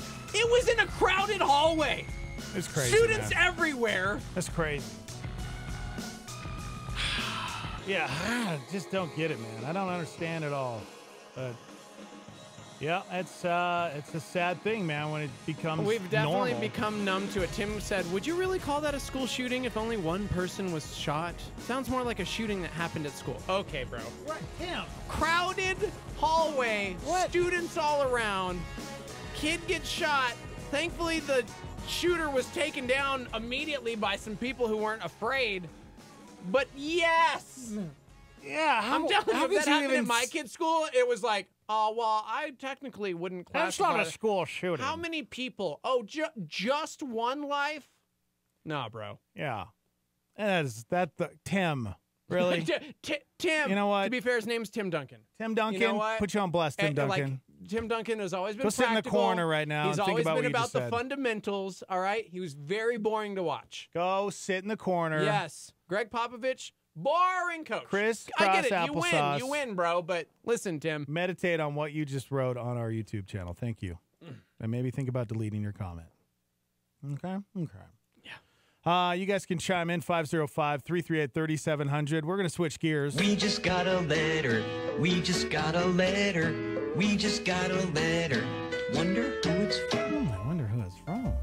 Studio at star88.fm. That's our email address if you'd like to. It is. That's cool. Yeah, submit an email. Maybe you're going through something, need some advice. You can also text us 505-585-LIVE. People still do email. I don't know. Maybe if you that want to exists anymore. help this person because they faxing. need some advice. Hey guys. Hi. I've been dating a guy for 3 months now. And let me preface the fact that we've known each other for about a year or so before we started dating. He's generous, forthcoming with his time, and would do most anything for me. My family adores him and thinks he's the best guy I've ever dated. Wow. Okay, that's good. Family likes the guy. That's Right. good. That's always good. They've only been dating 3 months. Yeah, but they've known each other for a while. A while. Okay, all right. Here's the issue. I'm not really feeling the butterflies for him anymore. Ooh, honeymoon's over. I find myself, that's really funny that you use that term. I find myself going back and forth between liking him and feeling annoyed with him, and I need advice. Is this normal for the honeymoon stage to already be over? Wow. After 3 months of dating, but they've known each other for, what, a year? Yeah. Okay. Do I have a false sense of what a relationship should feel/be like? I'll add that we spend every single day together. Maybe I'm just feeling smothered. Lots of H's. Help! Signed a girl who doesn't want to lose out on a good guy if her head is stuck in the fairy tale clouds. See, I love that we have a Starmy, like, full of tons of people out there that have experienced life and have been through it, because I want to throw this question out there. Is there anybody listening right now that has been in a relationship or been married for, let's just say, years, okay? You've been with that person for years, and still every single day it feels like the first time you met. You know, like the fairy tale. The honeymoon. Together. Is there anybody Right out there that's still in that honeymoon stage? I just want to know, because I would imagine, I'm shutting your mic off. I would imagine that doesn't exist like it does in the movies. You know what I'm saying? Wait. What? 3 months, bro. They've dated for 3 months. That's and usually you've when the already honeymoon's lost. over. Nope, dump Yeah, him. dude. Dump Dump him. him. He deserves better than you. What? I'm not joking. Now, 3 months I'm being is I honestly totally serious. I am too, and I really do They're think not- on it's not average like the honeymoon we're- stage is like 3 months. Dude, they're not married 3 months. They've been dating 3 months. Yeah, if you that's don't cool. have butterflies for this dude and you're not even married, get out. Don't marry this guy. He's a romantic, guys. He loves I chick am. flicks. I know, but hey, dude, 3 months I think is Dude. that's probably the average, I think. Listen to me, girl. I find myself going back and forth between liking him and feeling annoyed with him. Dude, get out. You want me don't- to leave? This is yes. I get what you're saying. Now when you said that right there, because I don't know why I missed that part. Okay, you're right. Three You months. should get out of the relationship. If you're at that Don't point waste where you're his annoyed, time. if you're annoyed with him, Yeah. like don't waste his time, don't waste your time. Yeah. Get out. I'm I not get even it. joking. No, you're right. Stop dating this person. You're right. But this is a good question to throw out there, right? Because almost every person that I've ever talked to about marriage, because you look at the Sam Swans of the world. Oh, dude, who and is that's what I'm saying. the incredible man He's still of God. so in love with Oh my Brenda. gosh, right? Like we saw him at an Isotopes game, and I was like, man, I hate you. But at the same time, he's been honest about how I mean, it's not a beautiful thing every single day, and it's or maybe he has said He that. has said you know that. What? I take it all back. That's what I'm saying. Yeah, I don't Sam think Swan it's like is this. still Like in the honeymoon stage. Yeah, I really do think that. But somebody says, I don't but know. they've known each other a year. Doesn't that change how long the butterflies would last? No. No. Okay. Somebody said, how old is she? Was this letter written with a crayon? Go do your homework. But if you're an adult, focus. Dump him and focus on your goals. Yeah. Literally no one has said you need to stay with him. Yeah, I think the fact that you said that you were annoyed by him, that's like the big red flag for me. Yeah, you 3 months. Yeah. 3 months you've been dating. I would like to know, what is it? What annoys, what are those annoying things, you know? Somebody else said, don't trust your feelings. They're fickle. The heart is deceitful above all things. Just because you don't feel butterflies anymore or you feel annoyed doesn't mean this is the wrong relationship. I hear that, but they've been dating for 3 months. This isn't a marriage where we're going, no, guys, you're married. You've got to stick it out. This is a boyfriend situation.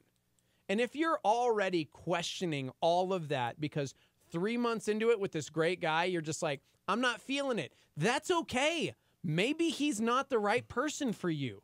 That's totally normal and fine. Someday your prince may come along. Or maybe this was it and you just missed out because you're... Yeah. Well, here's what I know. A lot of times, not all the time, but I think a lot of times in relationships when you're first starting out, people hold back on who they truly are.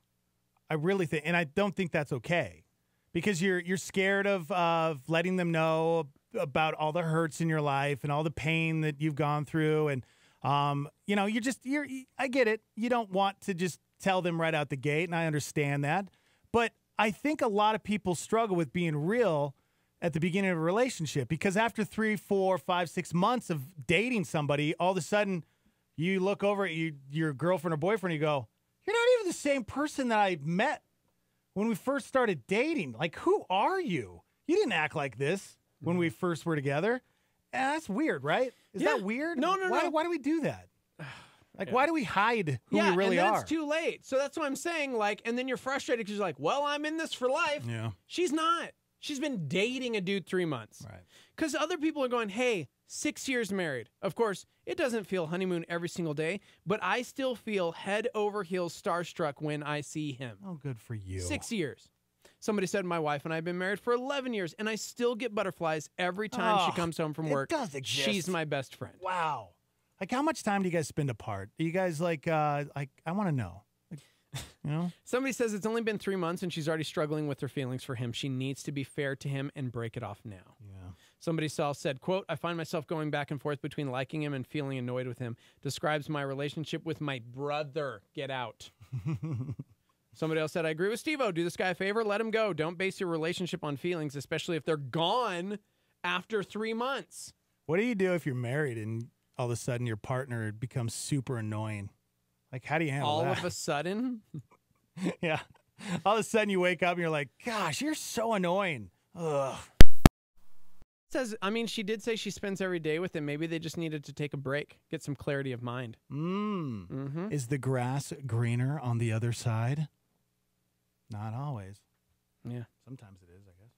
Somebody wants to know if I have the answer to when the butterfly cutoff is. Well, I don't know, because there are people who are chiming in years and years later who are still like, dude, I get the butterflies every time. That's cool, right? That's awesome. I think everybody wants that. Yeah, of course we do. That's what we all want. Somebody wants to know why all the negativity is focused on the annoying part of the letter. She does like him, she said, and maybe the time she's annoyed is when he's being that great person and there's things about her that she needs to fix. Right.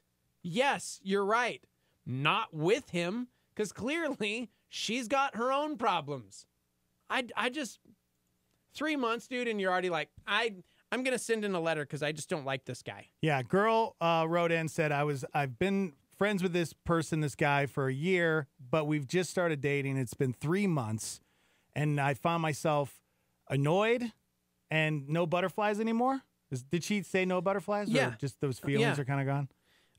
But she signed a girl who doesn't want to lose out on a good guy if her head is stuck in the fairy tale clouds. I want to say, you're not stuck in the fairy tale clouds.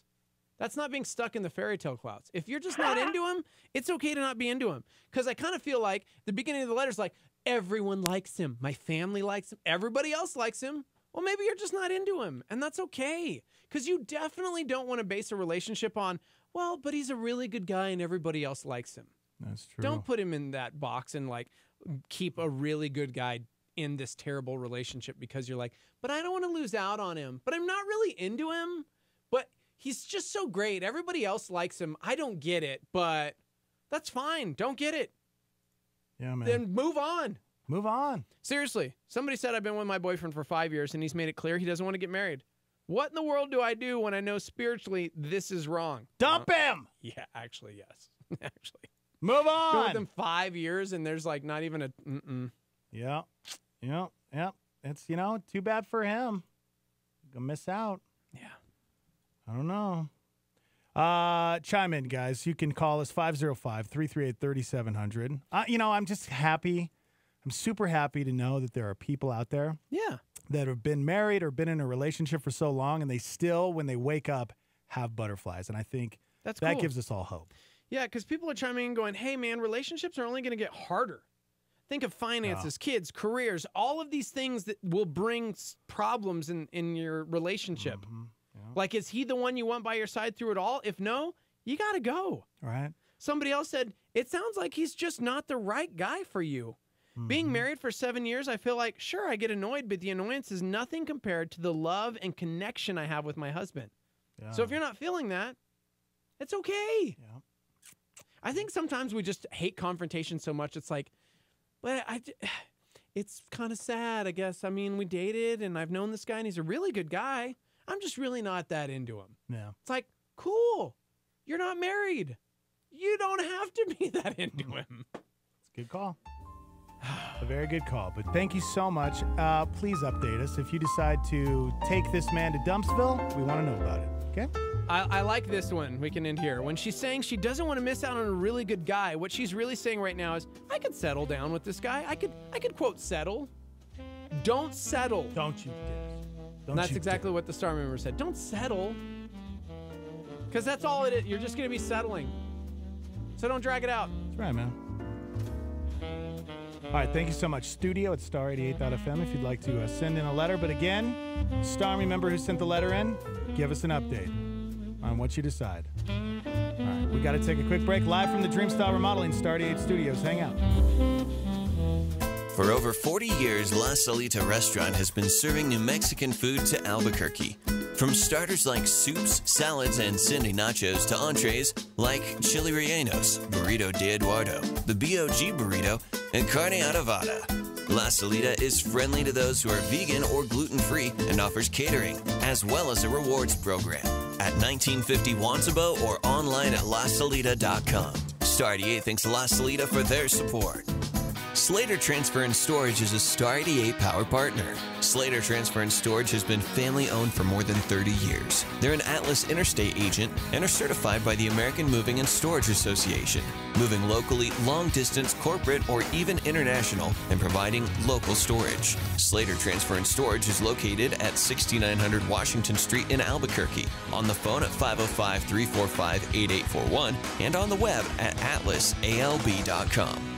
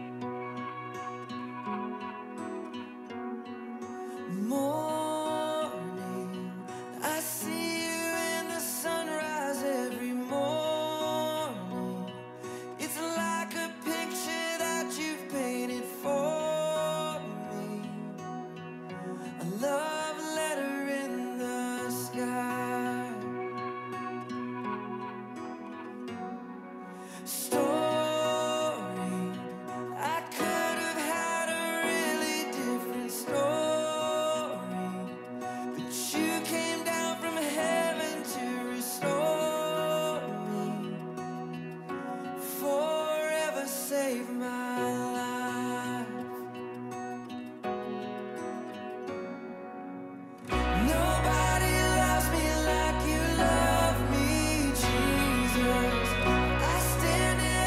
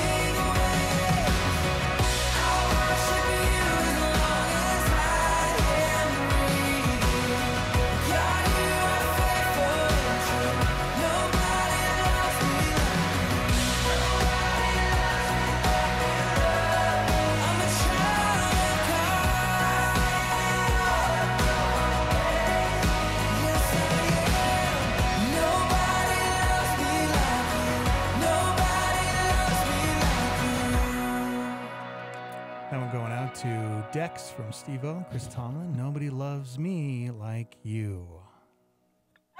7:51. I had a day of 66. The Morning Invasion with Dex and Steve-O on Star 88. Welcome back to the show. Before the break, we were just about to meet our next two blind daters. So let's meet Candy. I'd like to find a guy who appreciates me for my brains. Now let's meet Candy's blind date, John Doe. I like brains. Live brains. Well, sounds like these guys are made for each other. Let's find out. And so then my friend Tanya, she's like, what? And I'm like, no way. Brains. I know, right? Right? Yeah, right? Must have brains. It's so funny you say that because most guys, they don't even think about my brain. What are you doing? Well, I guess we didn't have to spring for a restaurant. He sure seemed to like her. Tasty. But did she like him? Here's what Candy had to say. Candy? Oh, my gosh. Well, that's all we got for our show today. Tune in for the next Living Dead Blind Date. Funeral arrangements for Living Dead Blind Dates supplied by Mortimer & Sons. Visit Splash Bathhouse for all your jacuzzi party needs. I missed that show so much. Did you ever watch Blind Date? Dude, it was the worst. Dude, it was the greatest show No, ever. It was so terrible. That was the greatest That contributed television. to our last email that Oh we got. my gosh.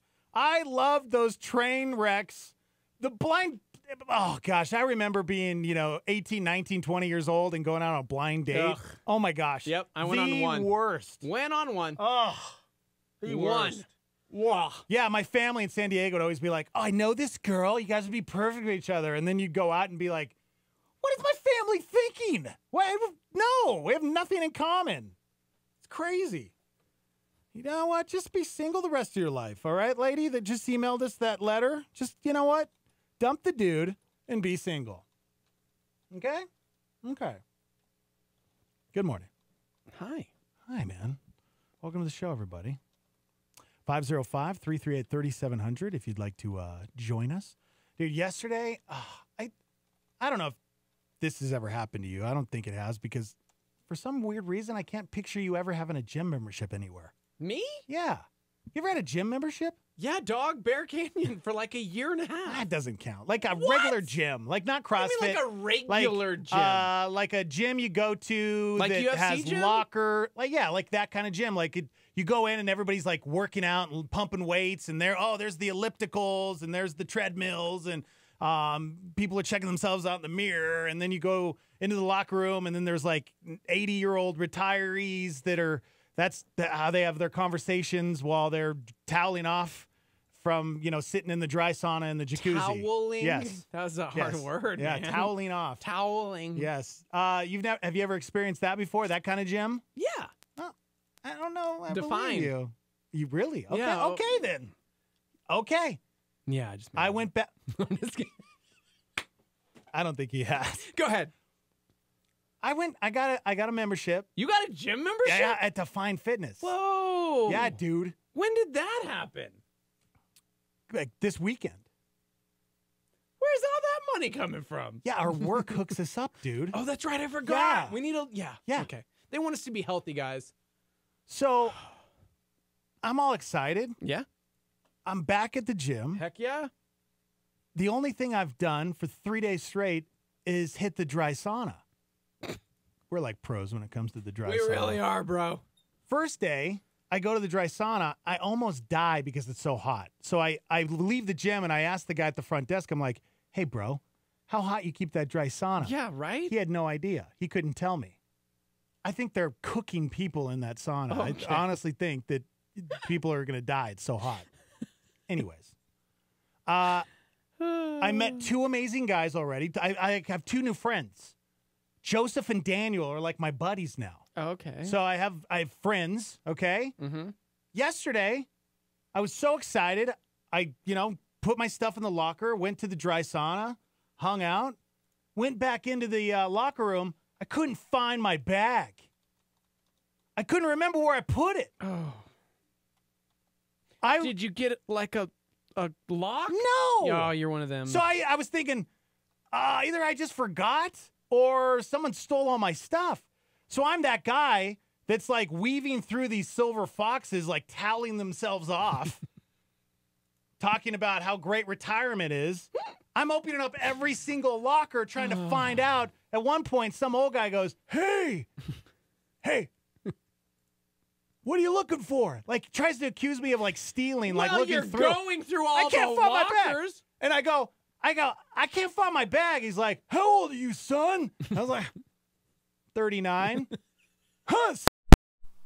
I'm like, thanks, old man. So I'm like sitting there opening up every locker trying to figure out where my bag is. At one point, no joke, 10 minutes goes by. I sat down and just listened to these two old guys talk about how retired life is great because I didn't know what I was going to do. Couldn't find my car keys, couldn't find my shoes.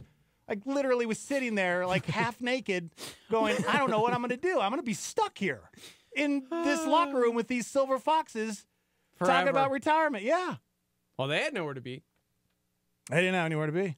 So what happened? I'll tell you right after the break. I'm Heidi, and here's what's happening. Star 88 will be broadcasting live for Feed New Mexico Kids on Friday, November 2nd from 10 a.m. to 2 p.m. at the Fiat and Alfa Romero dealer on San Mateo in Albuquerque. Bring a non-perishable food item to donate to Feed New Mexico Kids and enjoy a free lunch as a thank you from Automax. Do you love the ministry of Star 88? Are you a passionate individual who loves Christ and want to share the gospel? Are you technically inclined and a quick learner? Then we want to hear from you. Star 88 and KNKT Radio have a part-time board operator position open. You can check out the description and apply online at calvarynm.church/jobs. Do you know about a free event happening at your church or for your community? Did you know that you can send us the details and we'll talk about it on the air and feature it on our website? It is super easy. All you have to do is fill out the form online at star88.fm. For more information about events happening in your community and so much more, visit star88.fm. For what's happening, I'm Heidi, and this is Star 88. On the air and in your face. But lovingly so. This is Star 88 at 88.3 FM, KLYT, Albuquerque, Santa Fe, and online at star88.fm.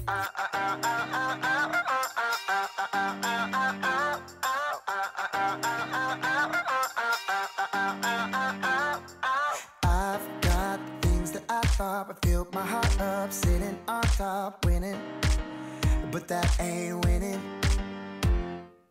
I've chased all the good stuff, all the bad stuff, stuff the world calls living, but that ain't living. Hey, hey, don't really matter what I do. Hey, hey, don't mean nothing without you. I don't wanna have it all, write my story any way I want. Everything will just fall apart if you waited, if you waited it. I don't wanna give my way, no, I don't wanna run this thing, 'cause I know it all ends the same if you waited, if you waited it. If you waited it. I want all that you want, all that you got, point my heart towards you. I want you to. Hey, hey, nothing else is gonna matter. Hey, hey, if you're not what I'm after. I don't wanna have it all, write my story any way I want. Everything will just fall apart if you waited, if you waited it. I don't wanna give my way, no, I don't wanna run this thing, 'cause I know it all ends the same if you waited, if you waited it.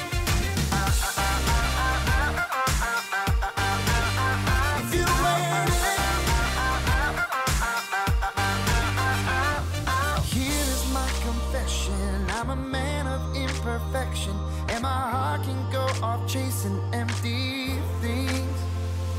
But you keep running toward me, yeah, 'cause you know what's best for me, and you know you are the only one I need. Oh, I don't wanna have it all. I don't wanna have it all. I don't wanna have it all, write my story any way I want. Everything will just fall apart if you waited, if you waited it. I don't wanna give my way, no, I don't wanna run this thing, 'cause I know it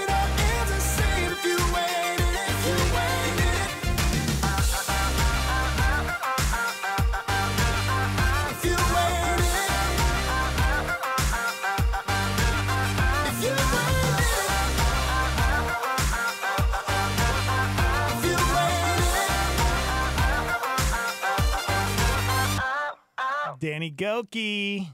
If it ain't in it. Gokers follows me. I don't know if you knew that, Steve. Yeah, I just had to check my Instagram to make sure. He still follows me, too. He hasn't stopped following me. He totally yet, liked one of my posts the other day. I was like, oh my gosh, Danny Goki totally liked my post. He hasn't liked it. He's like my friend. He follows. What kind of photo was it? Even so though we we bribed him into following us. Yeah. It's cool. He's still my follower. 802, good morning. High today of 66 degrees. The Morning Invasion with Dex and Steve-O on Star 88. Welcome to the show, everybody.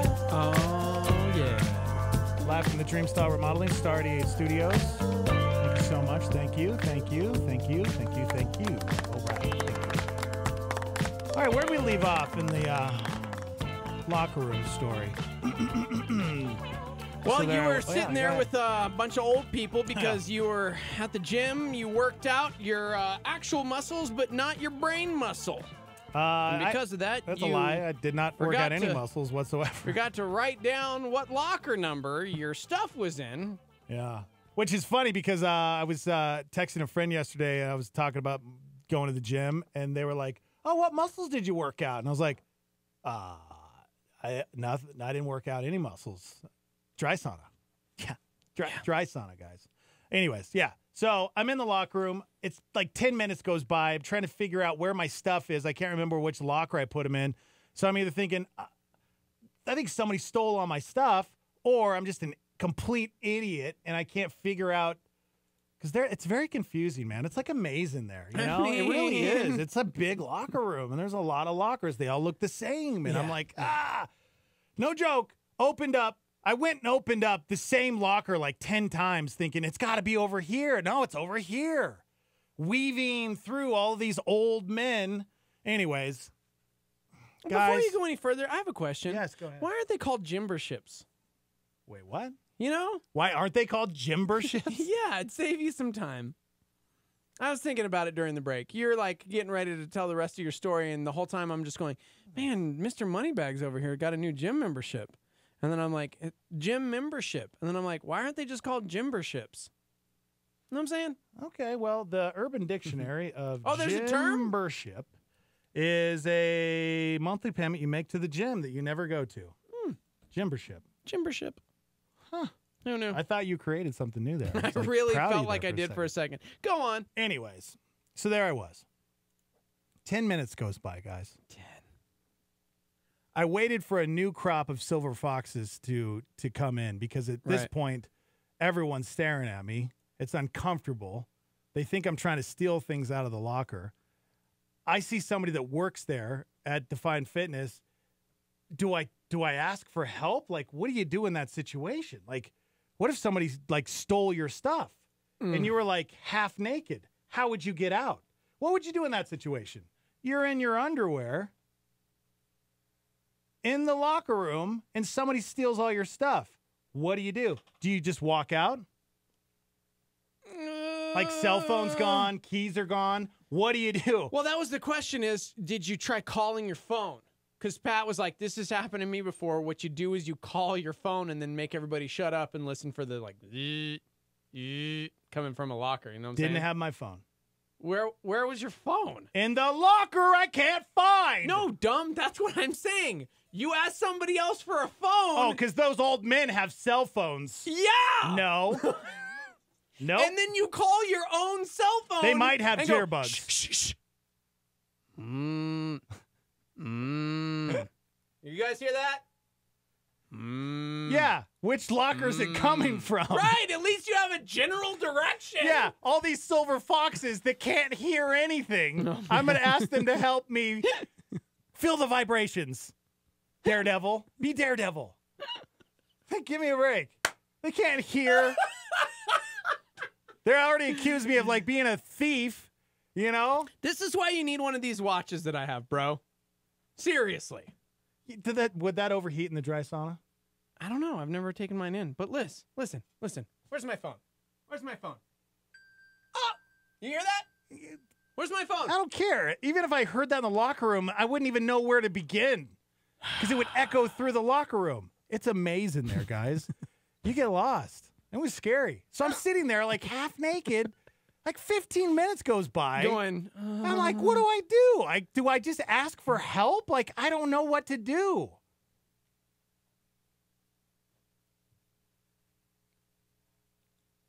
Guys? Yeah. I found my bag.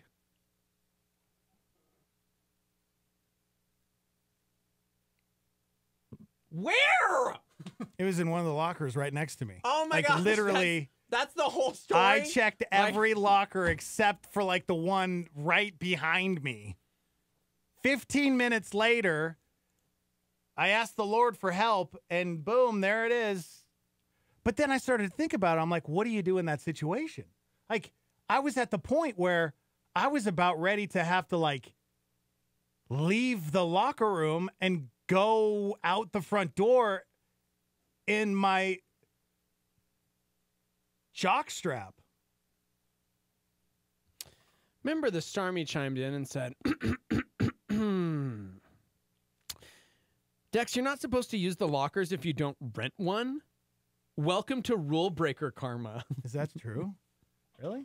Is that real? That's rule breaker karma right there. Rule breaker karma? What happened is you didn't rent a locker. I didn't rent one. And so the dudes that worked at the gym waited until you went out to the dry sauna, and then they played hot potato with your bag. I think they did. I think they moved it switched around, it on and me. then you'd be like, "Where is my bag?" And then you'd leave, and they'd be like, "Okay, let's go over here and check over this area."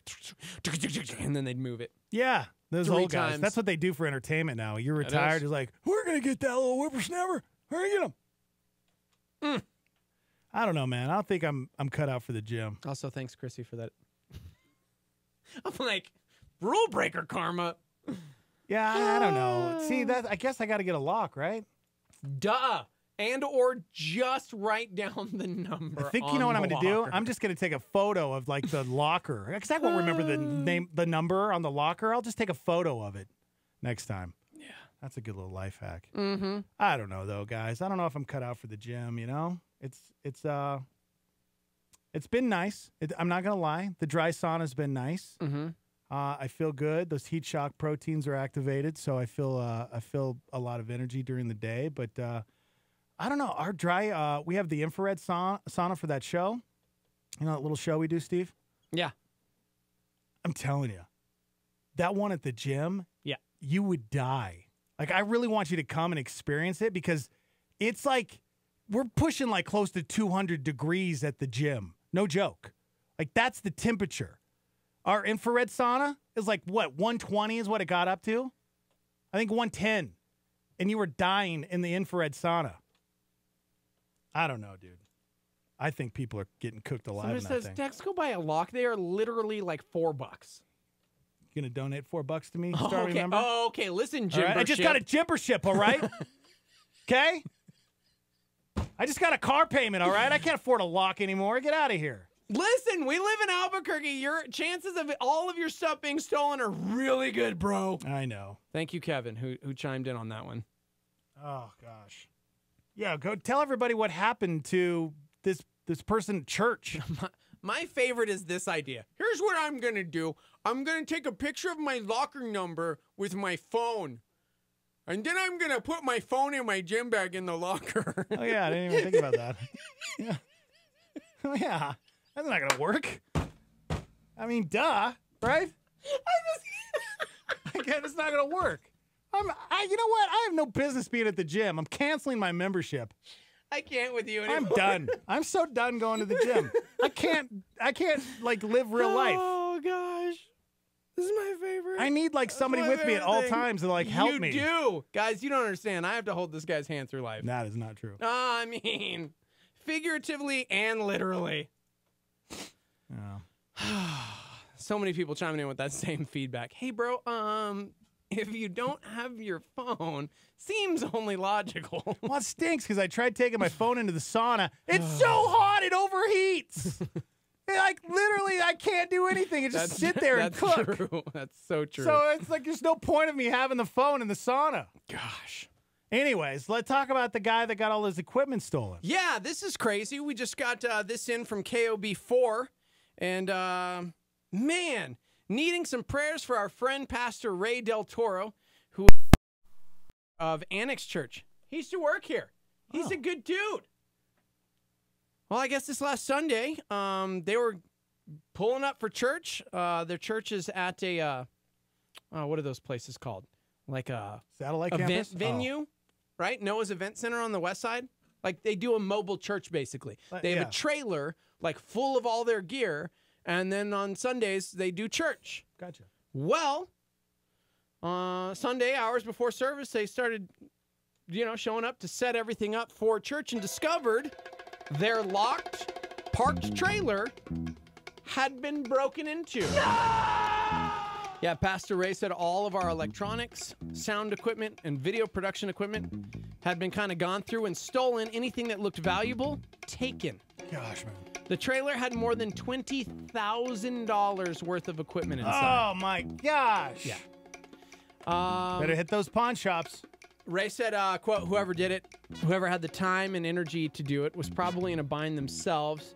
I think if we're looking for justice, it's that crime or hurt or pain wouldn't get the headlines. But he said he believes that community love and affection and faith would, and that's what we want. So if you guys know Ray or Annex Church or just other rad people in the community serving Jesus, go check out annexchurch.org because, they've got a fundraiser basically going on now because over $20,000 worth of church equipment stolen. You know what? And honestly, so unfortunate. They should be checking those pawn shops, right? Because we know a guy who knows a guy who knows a guy, and that's what happens. The last, remember that band that was traveling through? And they had all their expensive thousands of dollars worth of equipment stole, and guess what? Turns up at a pawn shop. This is true. Mm-hmm. Man, that's unfortunate. It so really be praying for Pastor Ray Del Toro and the Annex Church, another rad local church here in the community, who unfortunately, over $20,000 worth of gear stolen. Don't do the crime if you can't do the time. Yeah. It's just welcome to Albuquerque, right? That should be our state motto. No. We've got state motto is... We got some good things happening in Albuquerque too, right? Name one thing. The morning invasion? No. Okay. Nope. Nope. Whoa. No, man. See? Yeah. You better set booby traps. Okay? That's, you know what, if you're new to Albuquerque and you have expensive equipment, you have expensive things, you better set those booby traps. You better set video cameras up. You better figure out a way to make sure that your stuff doesn't get stolen, because guess what? It's probably going to get stolen. Yeah. Oh, my gosh. It's just ridiculous, man. I know. I'm so fired up right now. I know. A crime, maybe a crime, if one followed a crime. You're a weirdo, lady. Jeez. Okay. So there you go, annexchurch.org for more information on Thanks that. Okay. We just had a power surge. We did. That was Jeez. crazy. It scared me, guys. Anyway. All right, we got to take a quick break. Just a quick one, guys. We'll be right back. This is Groundwire with Sean Dunn. While in an airport, I could not help but overhear one man's phone conversations. He was experiencing a crisis in his family. A close relative was physically struggling in the hospital and on the verge of passing away. As this man talked to his friends and family, he searched for ways to comfort, but all he knew to say was, "My thoughts are with you." What would I have said or done if I were in that same situation? I would have offered to talk to the God of heaven, the one who created the universe, can change any circumstance, offer peace in the midst of chaos, and heal any frailty. I know that I might not be able to say anything that hadn't already been said or do anything that hadn't been done, but God can. This man boarded a plane before I had the opportunity to share with him about the God who cares and is never too busy to intervene. But I prayed for him anyway. God welcomes our prayers and wants to meet our needs, and he longs for us to bring our questions, concerns, and requests to him in prayer. Groundwire.net. For more information or to talk to a live spiritual coach, log on to groundwire.net. A supernova on Star 88 with David Jeremiah. In Matthew 23, 25, and 26, Jesus said, "Woe to you, scribes and Pharisees, hypocrites! For you cleanse the outside of the cup and the dish, but inside they are full of extortion and self-indulgence. Blind Pharisee, first cleanse the inside of the cup and the dish, and the outside of them may be clean also." Jesus is saying, quit playing games. Quit walking around worrying about how everything looks on the outside, following all these man-made traditions, and all the while neglecting the most important thing, because you cannot ever be clean from the outside in. You can only be clean from the inside out. Uncleanness and defilement and separation from God are all matters of the intentions of the heart, not the violation of cultural rituals and formalities. Turning Point with David Jeremiah. Don't miss it on our sister station, KNKT, weekdays at 11 a.m. on 107.1 FM.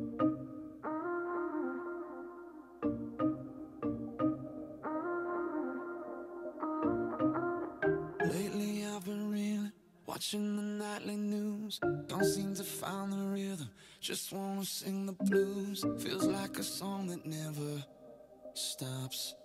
Feels like it's never gonna. Gotta get that fire back in my bones before my heart turns into stone. So when somebody please pass the megaphone, I'll shout it on the count of 3. 1, 2, 3. Oh, hear my prayer tonight. I'm singing to the sky. Give me strength to raise my voice. Let me testify. Oh, hear my prayer tonight. 'Cause this is do or die. The time has come to make a choice. And I choose. Let it move. Let it move. Let it move. Yeah, I choose. Let it move you. Let it move. Let it move you. Yeah, back when I was younger, my eyes were full of life. But now that I am older, I live at the speed of light. Feels like the cycle never stops. Feels like it's never gonna. Gotta get that fire back in my bones before my heart turns into stone. So when somebody please pass the megaphone, I'll shout it on the count of 3. 1, 2, 3. Oh, hear my prayer tonight. I'm singing to the sky. Give me strength to raise my voice. Let me testify. Oh, hear my prayer tonight. 'Cause this is do or die.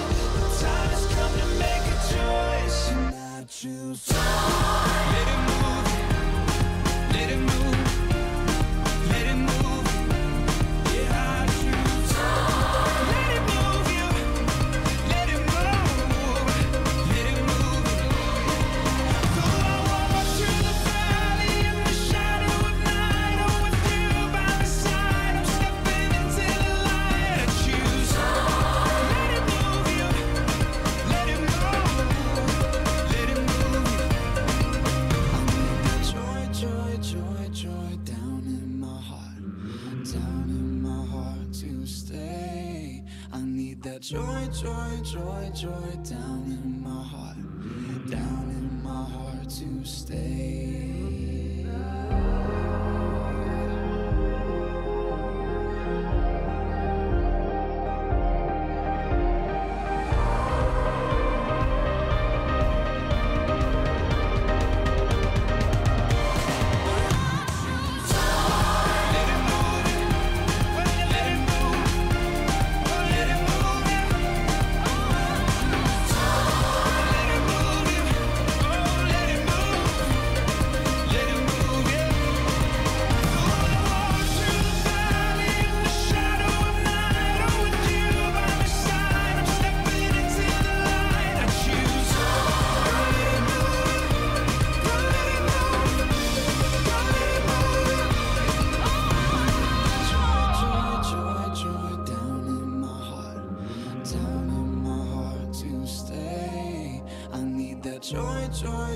Joy down in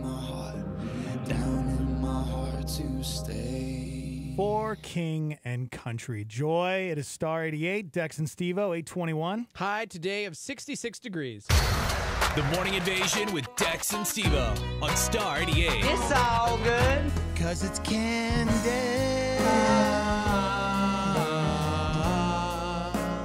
Pixie sticks, dust, don't snort it. No.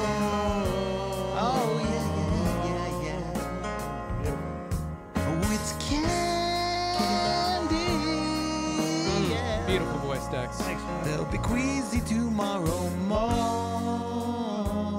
That's right, everybody. I'll be selling copies of my new album after the show. Oh, my gosh. It's so scary outside today. It's going to rain. Allegedly, it's going to rain for the next 2 days. Tomorrow's high is 50 degrees. Ooh, The so high. scary. So Yeah, spooky. Yeah.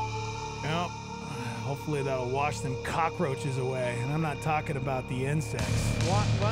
Okay. I'm talking about those cockroaches that steal things. You know what I'm saying, Steve? Yeah. You know what I'm saying? Yeah. No, that's right. If You you're just know. joining us. Well, go ahead. Yeah, I mean, Dex is talking about human cockroaches.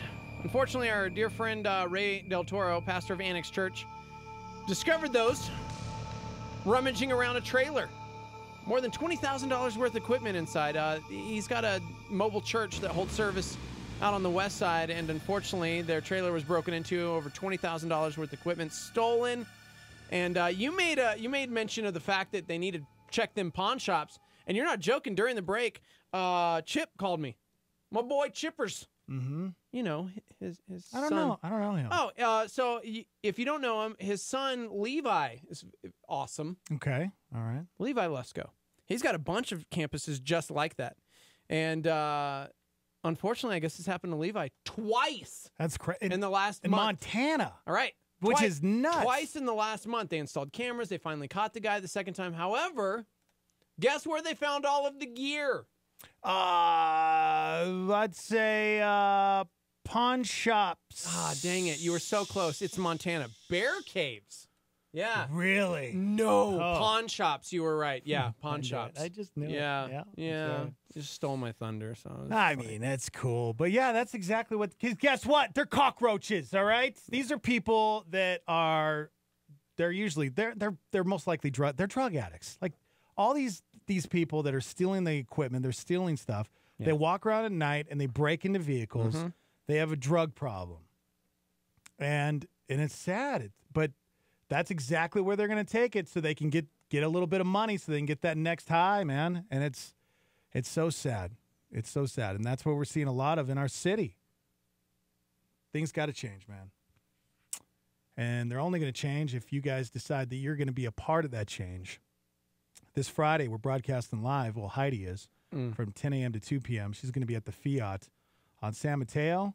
And we're asking you guys to bring some non-perishable food items because here's the deal. We're number one when it comes to childhood hunger.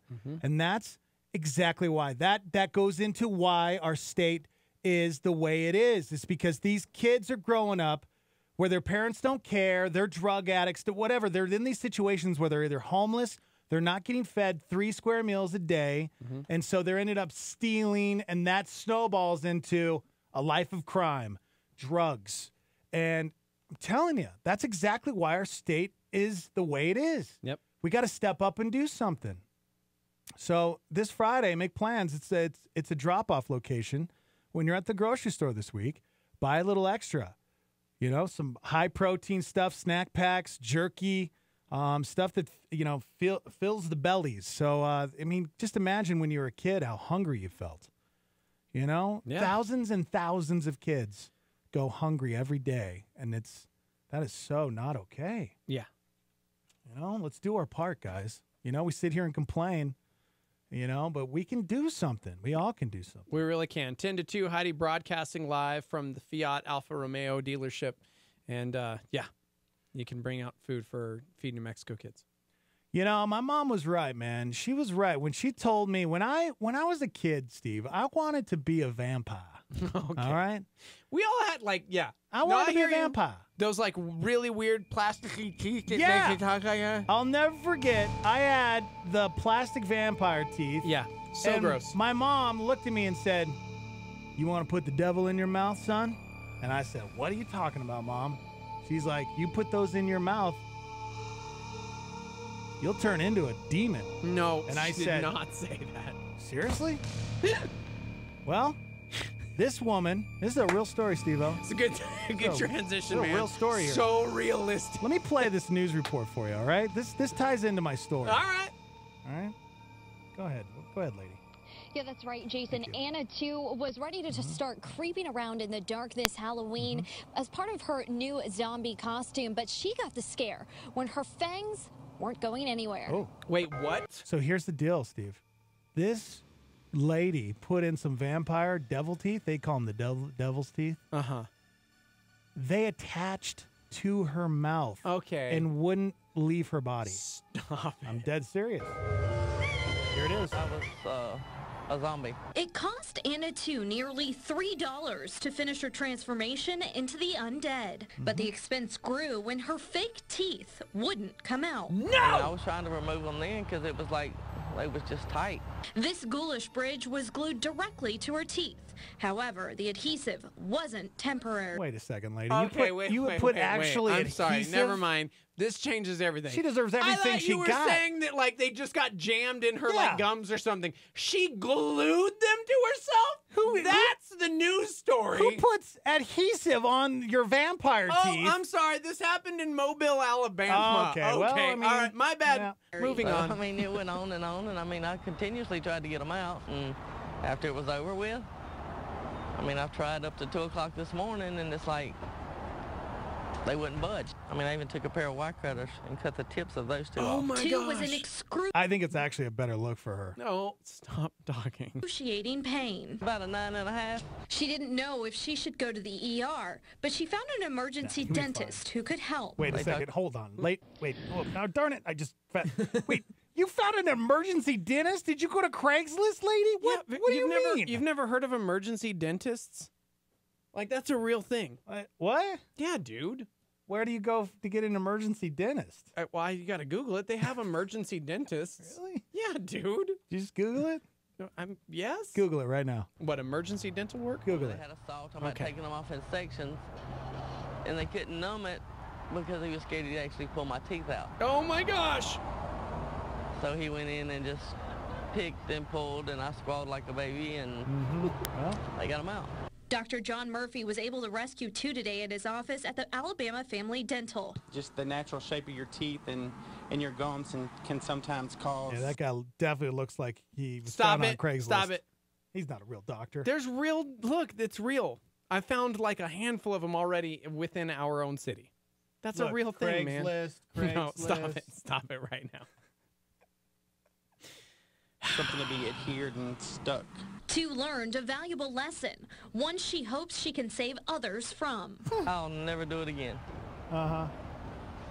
Never will I put... Okay, I don't think I've... Hold on, but I don't think if you ever seen vampire teeth where you have to put adhesive on... I've seen that. I haven't. You've never seen the adhesive? No. That's because they weren't like for the whole mouth. And somebody said, yeah, if you read the story, the glue is actually the glue that came with the teeth. So she didn't like use glue. It was the stuff that came with her $3 fake teeth for her costume. So people, be careful. We're on the education ban for a reason, You get what you pay for. We're on the education ban. You get ban. what you pay for. I'm just, $3. If only she had listened to the Morning Invasion first. Well, hopefully she would have saved thousands of dollars. We can save other people from the devil's teeth, know, because the devil's teeth, my mom was right. She said, Joseph, you put those in your mouth and you'll be possessed by the devil. And I said, Mom, I don't want to be possessed by the devil. And she said, don't put them in your mouth then. And I said, okay. Okay. And guess what? Mm-hmm. I put them in my mouth. Oh. Because what happens when you're a kid and your mom tells you not to do something, you do it. You like do a it. dumb. You do but it. Lesson learned. You do it. Mm-hmm. Just saying. Thank you. I love you, Mom. We got to take a break, guys. We'll be right back. Get ready for some truth from Jensen Franklin on a Star 88 PowerPoint. It is so critical to get the right voices in your life, because if you don't get the right voices, you will not make the right choices. If you don't understand and make the right connections in life, you will not reach the right destinations. And everything is connected. You got to have the right people if you're going to have God's blessing upon your life, because God uses people. Nobody has ever received a check signed Jehovah Jireh. He used somebody. I know God's your source, but He used somebody. God's not running car businesses. He's not running banks and loaning money. He's not having employment agencies. God has people who are doing that, and those people can have a major impact and influence on your life. That's Jensen Franklin on Star 88 with a PowerPoint. What's going on in the news today? The Tree of Life synagogue. Federal prosecutors said today they will seek the death penalty against the man accused of taking away 11 lives. 4 of the 6 people wounded in the attack are still in the hospital, including 2 police officers. Suspicious package intercepted in Atlanta, addressed to CNN headquarters. It would be at least the 15th potentially explosive device Sayok is accused of mailing to prominent critics of President Trump. Devastating plane crash in Indonesia. All 189 people on board are feared dead. The pilots calling for help just 2 to 3 minutes after takeoff and then plunging into the sea. Chaos in a Charlotte area school. Students running for their lives. The shots rang out just after 7 a.m. The victim, 16-year-old Bobby McKeithen, rushed to the hospital where he later died. In Leander, Texas, a school bus driver blows past a barricade heading down a closed road. Dashcam video shows the murky floodwaters ahead of him, but he doesn't stop despite having a 12-year-old child inside. 5,200 active duty troops are headed to the U.S. border with Mexico. They will back up the border patrol, but not engage with migrants seeking asylum.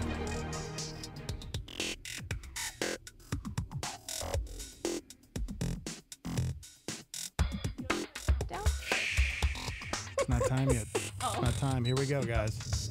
Here we go. Good morning, everybody. We're live. That's right. Britt McVeigh or Britt Momney or Hey, Britt guys. Romney, whichever. You know her from Facebook. She does a beautiful job just, taking care of that. Used Sorry, to. okay, Then she had yes, kids. really. It used to. Yeah, I try to be good about it. Let's be real. Sometimes I sleep in really late, though. Yep, all right. And give it up for the beautiful man in Miss Britt Momney's life. His name is Seth McVeigh. Good morning. What's up, man? Ooh, that microphone sounds good now. You just got a new mic over there? Gosh, it's super clear in my Nice, headphones. beautiful. and- We just got that. You do sound good. I know, see? That's the new mic. Welcome to the show, guys. Yeah. Coke Zero. Do you guys like the sound of your voices? No. I love my No, I do the other too. day, Oh, my. what were we doing? We were listening to the show. I don't even remember why. Oh, no. We were watching video of the new sauna show that we're doing. And, Oh, you guys are doing a new sauna show? yeah, We can't you really know, talk can't about really it. talk about Our it agent anymore. said we can't talk That's about it actually right now. real. And so we were watching a full episode of it, and I was cringing the whole time. I hate watching myself. I don't hate watching myself. You're like, but I love watching myself. Let's be real. I Before don't we like went on my the air, she was voice. like, babe, I totally need this mic because Yeah, she Yeah, wants it's to like, be I need in to see the. She myself wants on to be in the This is the one camera. on Facebook. Seth doesn't care to be seen. Yeah, Like, I guys don't- usually I heard. don't. Yeah. No, but honestly, I don't like the sound of my voice because I sound like a dude. Like Well- my well, voice is raspy and honestly, and that's low. that. Yeah, I if think you- there's 4 guys in here. Right. Yeah. Exactly. I was gonna say you do sound a You little know like what? a Seth's guy. already in the Yeah. doghouse. Can we talk about that for a second? Yes, let's. Oh no. So last night we think I'm decided. Because I want to hear why. It's like, we're in it's the like, oh my doghouse. gosh, I can't believe it. no. And I was just like wanting Dairy Queen, and he was like, no, babe, we had Dairy Queen the day before. Oh He's no, so in the doghouse. Seth is always down for dairy. There's two Oh, okay. things Seth is always Not down on our for. new diet. That's There's right. two things That's Seth is true. always down for. Oh, I can't wait for this One conversation. is ice cream. So, Yes. last night a friend of ours posted this poll about if bromances are more fulfilling Let's than their talk about relationships. Yeah, let's talk about this. What was I don't know. what was I the mean- exact wording of the? Because according to a study, it's true, right? According to a Let study, me pull it up. Yeah. Men are more satisfied by bromances than their romantic relationships, study says. So I threw up a poll and asked all my peeps, hey, what do you think? True or false? And man alive, I was blown away. Actually, I wasn't shocked at all because the results showed that that's true. Men are more satisfied by bromances than their relationships. satisfaction. And the first Like, question we what need to are- answer is a bromance a romantic relationship? No. I would say we kind of got a bromance going on a little bit. You know, we hung out the other night. You know, we hit it off. We I'm had sitting someone there get going, jealous of our hangouts. right? See? Like bromance. Okay, well, only because somebody else had said, "What are you doing?" and got me excited that we were actually. And then gonna I kick talked to the it. wife, and she was like, "We don't need to bother them. They probably get enough of us." Wow. No, I said, Seth, it's Sunday. Like, they regroup on Sundays, and it's their family day. And he's like, well, I was just going to see if they want to watch football. Yeah, that's all I did all Sunday. That's all I wanted to do, guys. I honestly just wanted to go over so Chrissy could feed me. Yeah, you should have. We had great food and watched football all day. That's not true. It was just me. Anyways, I kind of want to know. I want to conversation. know, how did you find out about Seth? Because Seth shot me a message. Oh man. And dude, because she has to know everything that I'm doing on my phone at all times because I was laughing at our conversation. She's like, what are you laughing at? Okay, but let's just clarify something. I'm nosy in general. Yeah, I'm you nosy are. with No, you everybody. are. Like right now, You if you are. were texting someone, I'd be like, who are you texting? Yeah. Like I'm just nosy. That's This just is who true. I am. I'm not like just nosy in my The good relationship. news is I don't have to answer you like Yeah, Seth does, right. so. Okay, so somehow, No, Seth, you know what? You know what found he out said though? what? Let me tell Yes. you. So we're like driving. We're at a stoplight, and he's all. She's got your steering wheel, bro. I'm all. What are you laughing at? Dominates He's the all, show.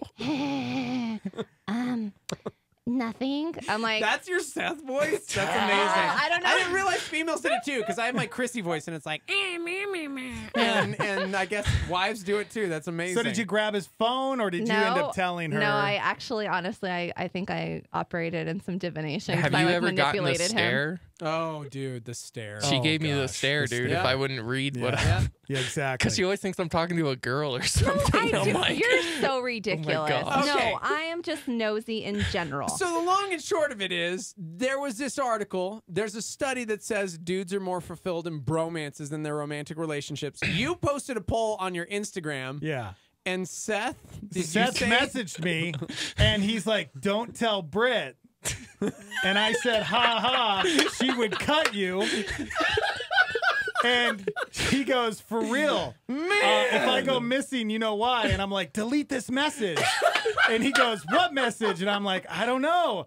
And then all of a sudden, that's when I started to laugh, and she was like, "What are you laughing at?" I go back, because in the polls you can go back and you can see who voted. Yeah. And I shot a screenshot no, to Seth. this is fake news. Hold on. I shot a screenshot, and it showed that Britt said true to the article. Oh, so I go, Seth, your wife voted true. You even agreed true. But hold on. Well, maybe I'm more on. satisfied in my Hold bromances on. too, apparently. I told Seth, this is what I told Seth. I go, dude, it could be a trap. Don't say anything. I think it's a trap. And then all of a sudden, Seth hits me back and goes, "It is. She trapped me. Help!" And I put, abort, get out. And he's like, "Help me." And I'm like, "Dude, you're on your own. Each man for himself." Yeah. And yeah, it was bad. And then there was And like then you blood backstabbed everywhere. me. And then there was a knife in Seth's back. And Wow. then Wow. Britt starts messaging me and starts like getting on me like it's my fault. Don't get away from the conversation. Here's the Britt, deal. okay? Here's the deal. Wikipedia is defining a bromance because people are like, "What is a bromance?" Yeah. Oh. For some reason, not everybody in the community of the Starmy knows what a bromance is. A bromance is a close but non-sexual relationship between two or more men. So you could have a bromance, like so a girl, group. a woman A can group. have a bromance. I don't think so. What It is says a- men? No, Yeah, that same, would be a same sex. Would that be? Well, I've actually got a really good one that I'm like, maybe I shouldn't. Yeah, don't. Okay, I'll say it. Because you already, like, for you to think that you shouldn't say it, that's already to a bad That's true. degree. Like, It's an exceptionally tight, affectional, male bonding relationship, exceeding that of usual friendship. It's distinguished by a particularly high level of emotional intimacy. Ooh, well, I don't know if we're there yet, Seth. But David and I can Jonathan's see it. relationship in the Yeah. Bible, bromance. Yeah. Whoa, sorry about that. Okay. That's okay. All right. jeez. All right. So, are you okay with how everything went down, Oh, Britt? that's a good one. me see. Actually, I don't think that's that bad. So if dudes have bromances, then females would have bromances. Yeah, I like that. That's Bromances, cool. yes. I like that. Thank you. I like it. Oh, I'm so good with words. You I'm are. gonna get fired now. All right. Well, how do you feel? Are you and Seth You gonna be okay? Or I mean, are you over it? Did you guys get into a Dude, fight? What no, happened? we didn't get in a fight I'm at not missing, all. so that's a true. good. Yeah. Because I'm glad that my husband has good, relationships with. And we should, his dude. friend. Come on, you need to have Yeah. that. You need to have that, but more satisfying than your spouse. Yeah, I don't know about more satisfying. I don't know what dudes would have voted that way. Because I had this You know what? thought, I'm going to say okay? something. I think it's true because I think it's important for us as men to have accountability partners and to Yeah. have those men in our husbands. So in some sense, it is a good thing that we have a deep relationship with other men who push us to know our wives better and to act like real men in our relationships. Agreed. What's up with Trent over here? Does Trent need help? Trent, he wants headphones. You want headphones? Here you go, Bubba. You can have mine. Oh, that was a bad idea. Dude, he walks around our house with headphones on. Yeah, it's a bad. I just took him Yep. off. He He's like, wasn't no, I'm like good. no, I knew he was going to do It's that. okay, Bubba. I know. No, I like what you said, though, Seth. I think you're exactly right. Hey, but can I just say, more satisfying than their marriage? Yeah, that's a and hard honestly, line. I will say, okay, so turn down the volume if you have kids in the car. Uh-oh. I will say I wanted to tell him, like, oh, okay, well, I'll remember that tonight, or I'll remember that tomorrow night. Oh, wow. Wow, you're going to withhold things. No, I'm not going to do that. never do that. But I'm just saying, like, really, in that moment, I'm like, really? So is your bromance more fulfilling than this? You're But think welcome. about this, Britt, and any other person listening out there of the opposite sex, there's a reason why we need bromances. It's because I would never withhold anything from Seth. I would never treat Seth like you just said that you do so to him. weird to me. I'd never do that. Gosh, so of that course sounds you'd be so more weird. fulfilled with me than you. Well, sorry. I hear that. You know what? And I'm going to say this. Not to get too deep on it, but I'm going to. Yesterday was the Not to anniversary. get too deep on it. But I'm going to. Yesterday was the anniversary of the death of my father, right? It was like a really, really, really hard day for me. I've heard stories my entire life from my mother about what kind of a man my father was, and they're great stories. But about a year ago, I got to go out to San Angelo, Texas, and hang out with my dad's best friend in the world, Milton, who knew my dad from like college days, way before my mom knew him, all the way until my dad died. And the stories I heard, I can't even tell on the radio because they'll just make me weep like a child because it was the greatest thing in the world. And there was a special connection between my dad and his best friend where it's like, hey, man, accountability wise, there are things you're going to tell your best friend that maybe you're not going to tell your wife. I know that's going to stress you out, wife, but it's true. And Chrissy, after 16 years, knows that, you know what? There are times where it's like, I need to go hang out with Steven or I need to whatever and just like talk it out. And she's like, okay, cool. You go do that. I think so that's an important point. I love that. Yeah. And especially for young couples, I think that's something that we're learning, like placing boundaries in our relationship and knowing how can we build each other up and what's going to tear each other down, you know, and how can we encourage one another? And you're right. There are things that I think it's better for men to share with each other than it is for a man to share with his wife. Absolutely. And maybe some of the struggles or whatever. And sometimes it can lead to that. Sometimes if you've got the right accountability partner, the dude's going to go, you know what? I think this is something you need to talk to your wife about. And then you go, you know what? I wasn't even thinking that way. I'm going to now. So in turn, it does make your marital relationship better because of your bromance. I think I just get jealous, honestly. Well, of course you do. Yeah, because you're Brit. I do. I just get jealous because I've like my friendships. I've always been like, I feel like I'm an old soul, and so I've always been the person like people come to, and I don't really have like those people that I go to. So I'm like always friends with older people. You know what I mean? I don't know. So I think when Seth like has a cool bromance, I'm like, well, I want to be a part. Maybe it's because you just don't have that friend who constantly wants to hear you talk all the time. When's the last time? And with that, we're going to break. When's the last time you went to lunch with a girl and just said, hey, girl, you know what Ted is like? No, all the time. Hey, no, I'm like that, though, in my friendships. And we need to go to break. I'm totally the person that listens. It's weird. In my friendships, I am. In my marriage, I'm like... She says this and she's going to cut me at break. So I'm sorry, guys. It's been good. And unfortunately, we do have to go to break. But thank you, McVeigh, for coming in and sharing. We didn't even talk about your new diet. Lives. Well, Keto. If you guys aren't going to kick us out, we can talk about that after. Yeah, let's do that. Yeah, let's. Are you kicking me out? No. You guys, when you come back, let's Because talk Seth can keto. leave with the kids. I mean, can one of you give me a ride home later? Thanks. Yeah. So, all right, we'll come back with the McVeighs live from the Dreamstar Remodeling Star 88 Studios. Hang on. A Star 88 Supernova with Greg Lord. You know, when I was in school, I used to get in trouble a lot for talking and goofing off. And more than one occasion, the teacher would say, Greg Laurie, you bring your desk right next to mine where I can keep an eye on you. And I wonder sometimes if that's why Jesus spent so much time with Peter, James, and John. Of course, they were mightily used by God later, weren't they? But here's the insight into how insensitive they could be at times. Jesus talked about the fact that he would be betrayed and crucified. And he said to them in Mark 10:33, we're going to Jerusalem. The Son of Man will be betrayed to the chief priests and teachers of the law. They'll condemn him to death. They'll hand him over to the Gentiles who will mock him, spit on him, flog him, and kill him. And 3 days later, he will rise. That's heavy stuff. I mean, imagine if you were there with Christ and he dropped this bombshell. Catch Greg Laurie's teaching show, A New Beginning, on our sister station, KNKT, weekdays at 8:30 a.m. on 107.1 FM.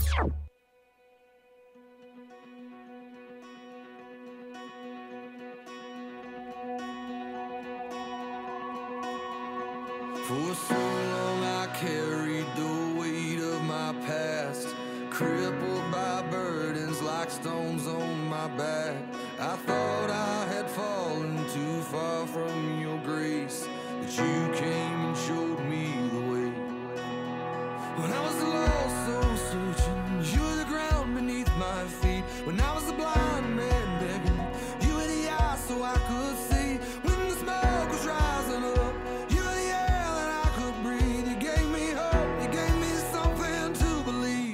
now I'm alive and born again, rescued from the grip of sin.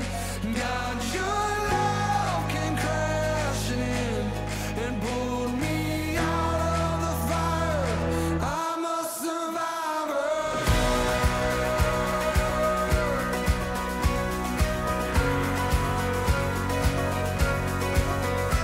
Now all I can see are the fields of your grace. Wherever I run, you're leading the way. You shook the shackles off my feet. I found redemption on my knees. You gave me hope, you gave me something to believe. Now I'm alive and born again, rescued from the grip of sin. God, your love came crashing in and pulled me out of the fire. I'm a survivor.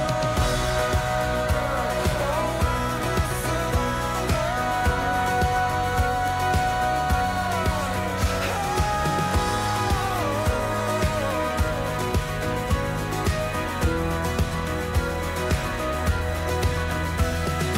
You're my God. You're my fighter. You make me a survivor. You're my God. You're my fighter. You make me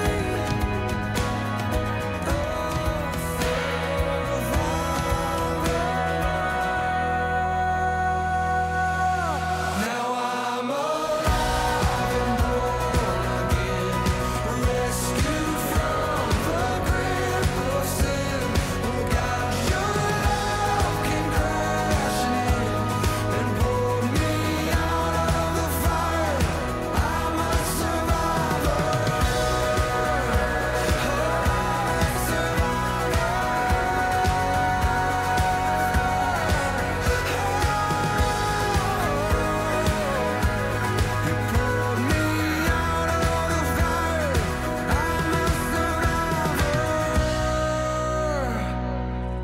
Zach Williams, Survivor. It is Star 88. 850. High today of 66 degrees. It's the Morning Invasion with Dex and Steve-O. Good morning, everybody. Welcome to the show. Welcome to the show. It's the Morning Invasion. Seth and Brett, they're taking over the station. Especially Brett. She doesn't stop her talking. I'll keep singing as long as I can. Put on the filter. So she Put on the filter. Say words. Put it on. Trying so hard to keep Brett from speaking. We love you, Seth. Oh, I've never been So serenaded sorry. before. Oh, no. Can I get that on CD, please? Thankfully, she didn't. There we go. She didn't hear the words. Okay, good. Good one. All right, good. Good. All right, So good. we don't have a lot of time here, so let's jump right into it. You and Seth McVeigh, Britt and Seth McVeigh, are starting a new diet. What is it? It's called Weedo. Weedo? I haven't heard about the Weedo. We only That's eat. like the opposite of That's like- keto. There's a Weedo diet. I'm looking at that. Is that the white version of Wedo? No Weedo You diet. are so white, Seth McVeigh. Okay, we decided to get on the keto train. Oh, Ooh, everybody's doing the keto train. I mean, not everybody. Everybody Here's the thing. You guys are jumping on keto, and you came in because my wife, she's also doing keto, and she's like a keto master. No, she's beyond keto master. Yeah. Like she sent me so many resources last night. Yeah. I was like up at like 2 a.m. reading these like resources. Like Yes. breastfeeding No, them all. she's like crazy about this. This is what she's done. She follows people on Instagram, and she has like doing all really these well with it. methods, and she's like, eat this, and she has a fresh garden that I Yeah, don't it helps that have. she has her own garden. So here's my biggest question. My biggest question. tell You me. guys, all right, you guys are married. You guys do life together. You do ministry together. Obviously, Seth, youth pastor at Western Heights on Friday nights. You guys do something fantastic. So literally, like everything is like, hey, 2 in 1, we're doing this together. You guys are both jumping on the keto train. Why are you both doing it? Were you forced into this, or is this Go something ahead, you want to Seth. do? Answer that question. Yes, please do. We want to hear. Yes, please do. So last night we went out to Village Pizza, and we get in the parking lot, and I throw like a sarcastic comment about doing. Oh, was that your first sarcastic comment? Oh, snap, dude. Oh, man. Gosh. It was probably you need my. to just stop talking. It was probably my 4th sarcastic comment. Do you know who you're married to? Dude, I know. Abort, And I'm a abort, slow abort. learner, okay? Yeah. So I make a sarcastic comment, and she's like, you know what? Fine. You don't have to do it with me. You know what? From here on out, I'm just going to make my own meals. I'm going to go buy my own food, and you can worry about yourself. I'm not going to worry about you anymore. So Every man that's married is like, I've been there. Ladies, that was not the right way to handle that. But I just got really upset. yeah, it was bad. So anyway, all that to say, I am doing it because I want to do it. And one of the reasons why is because I have played football my entire life. And I want to get below 200 pounds at some point in my life so that my knees aren't damaged, you know, and hurt all the time. So Who would you say, Seth, inspired you to start running? Go ahead. Okay.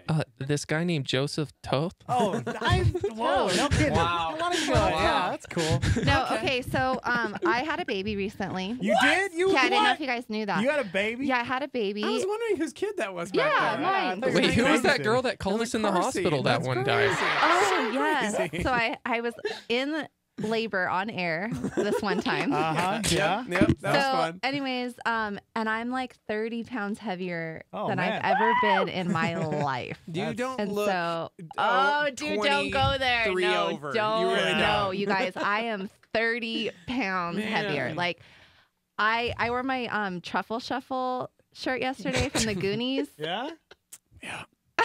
It's okay. Be a chunk. It's okay. Own it. Just own it. No, you Stop guys, holding back. I know. Dude, sloth love chunk. Sloth love One chunk. eternity later. That's like, no. Are you playing that right now? And I just can't hear it in my headphones. Okay. We're all hearing the same thing. You're gonna be okay. Okay, so anyway, and Seth like keeps saying, "Oh, I love you like this. Like you were too Like skinny this. then." I'm Don't like, say "First like you gotta this. do the truffle Just shuffle." say I love you however you are. No, so I don't know if you guys saw, if you follow me on Instagram. Yeah. Brit.mommy. Okay. Brit.mommy? Okay, no, but I had two blizzards in my hand, and I was going like this. That was pretty funny. I had to put something in front of my stomach because my stomach was literally like jiggling. So, truffle shovel. all of that to say, we're starting keto because I'm heavy. So we are starting keto because you are heavy. See, this was my question we're starting it. because Well, no. I don't do keto, and Chrissy's on all of these crazy things. And recently, she wanted to take it to even more of an extreme and kick even more things from her life. And she's like, "Hey, I'm gonna need you to jump on this train with me." Oh. And my response was, "How long do you need me to jump on this train with you?" And she said, at least a month. And I said, good, that's how long I will be staying at the Petersons.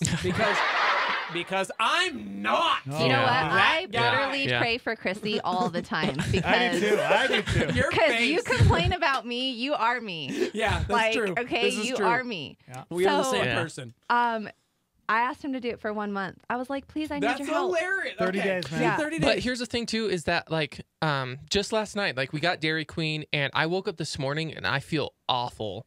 Like just the sugar and the fat that I was eating, and honestly, like doing a diet like this, it just makes you feel good about it. You sleep better, you have more energy, like it makes life a lot easier. You don't feel dull and like gross all the time. And Dude, and Seth and I are foodies. Like, I think one of the things that we love about each other is like we love good food. Man, good luck with this diet. Yeah. I know. So that's why you gotta go. I Chrissy's the him, master because she will. I'm literally keeping Chrissy on speed. Like last night, I sent her a text at 10 o'clock. She was probably already sleeping, but I was like, "Hey, one more question," and then I put it in like brackets for tonight because I didn't want her to think that was my last question ever. Right. Like, yeah. No. Go ahead. This is what she does. But I know. I really think she should be like a keto coach or something. Because I'm excited to follow you guys and see if you guys. Well, no, you're doing it, right? You're gonna start with us. Yes, right. you are. We need this accountability group. We were talking about accountability earlier. Y'all have so much fun doing this. Yeah. I'm going to continue to eat terribly Jacob, can you and say hi? die before you guys.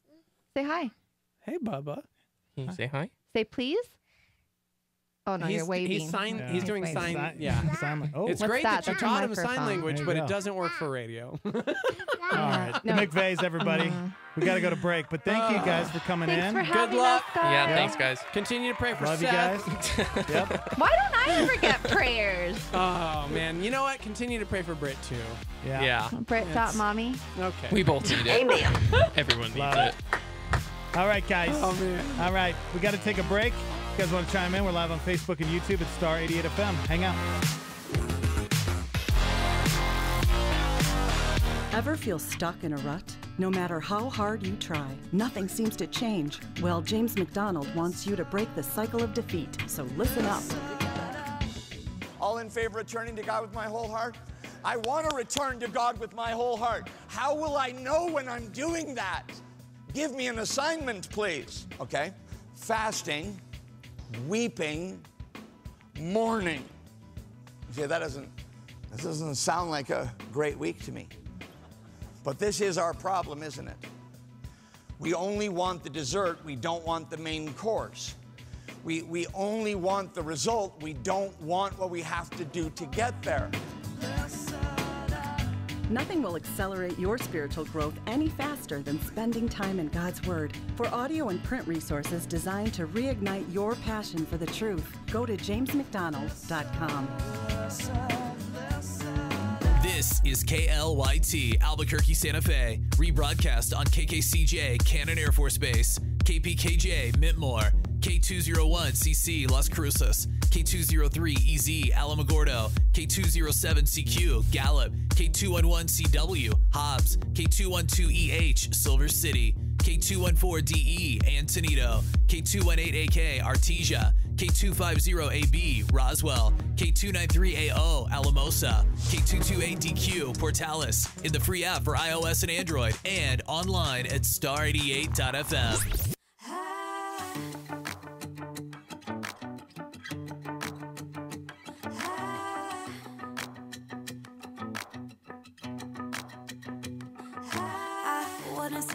Chosen at that time, I hit the bottom and it hurt a little bit. Funny how being down can make you look up, but now I'm better for it. All I could see in the moment was my heart, and now I felt ripped open. I'll admit I found you down low in the brokenness, and now I'm better for it. I count it all as joy, even when I'm in the fight, 'cause I know you always give me grace when I need it. Hindsight 2020, now I see that you let me be where I've been, so I can be all that I am. Give me faith to believe that when it hurts, there's a real good reason. You let me be where I've been, so I can be all that I am. Better for it. Yeah, I kinda think it might be the perfect gift you use to get me straight to you. And I'm better for it. I count it all as joy even when I'm in a flame. 'Cause I know you always give me grace when I need it. Hindsight 2020, now I see that you let me be where I've been, so I can be all that I am. Give me faith to believe that when it hurts, there's a real good reason. You let me be where I've been, so I can be all that I am. Better for it, down low, down and broken. I found you and I'm better for it. Down low, down and broken. I found you and I'm better for it. Better 'cause I'll never have to be the way I would be without you leading me where you want me. I'm better 'cause I'll never have to be the way I would be without you leading me where you want me. Give me grace when I need it. Hindsight 2020, now I see that you let me be where I've been, so I can be all that I am. Give me faith to believe that when it hurts, there's a real good reason. You let me be where I've been, so I can be all that I am. Better for it, down low, down and broken. I found you and I'm better for it. Down low, down and broken.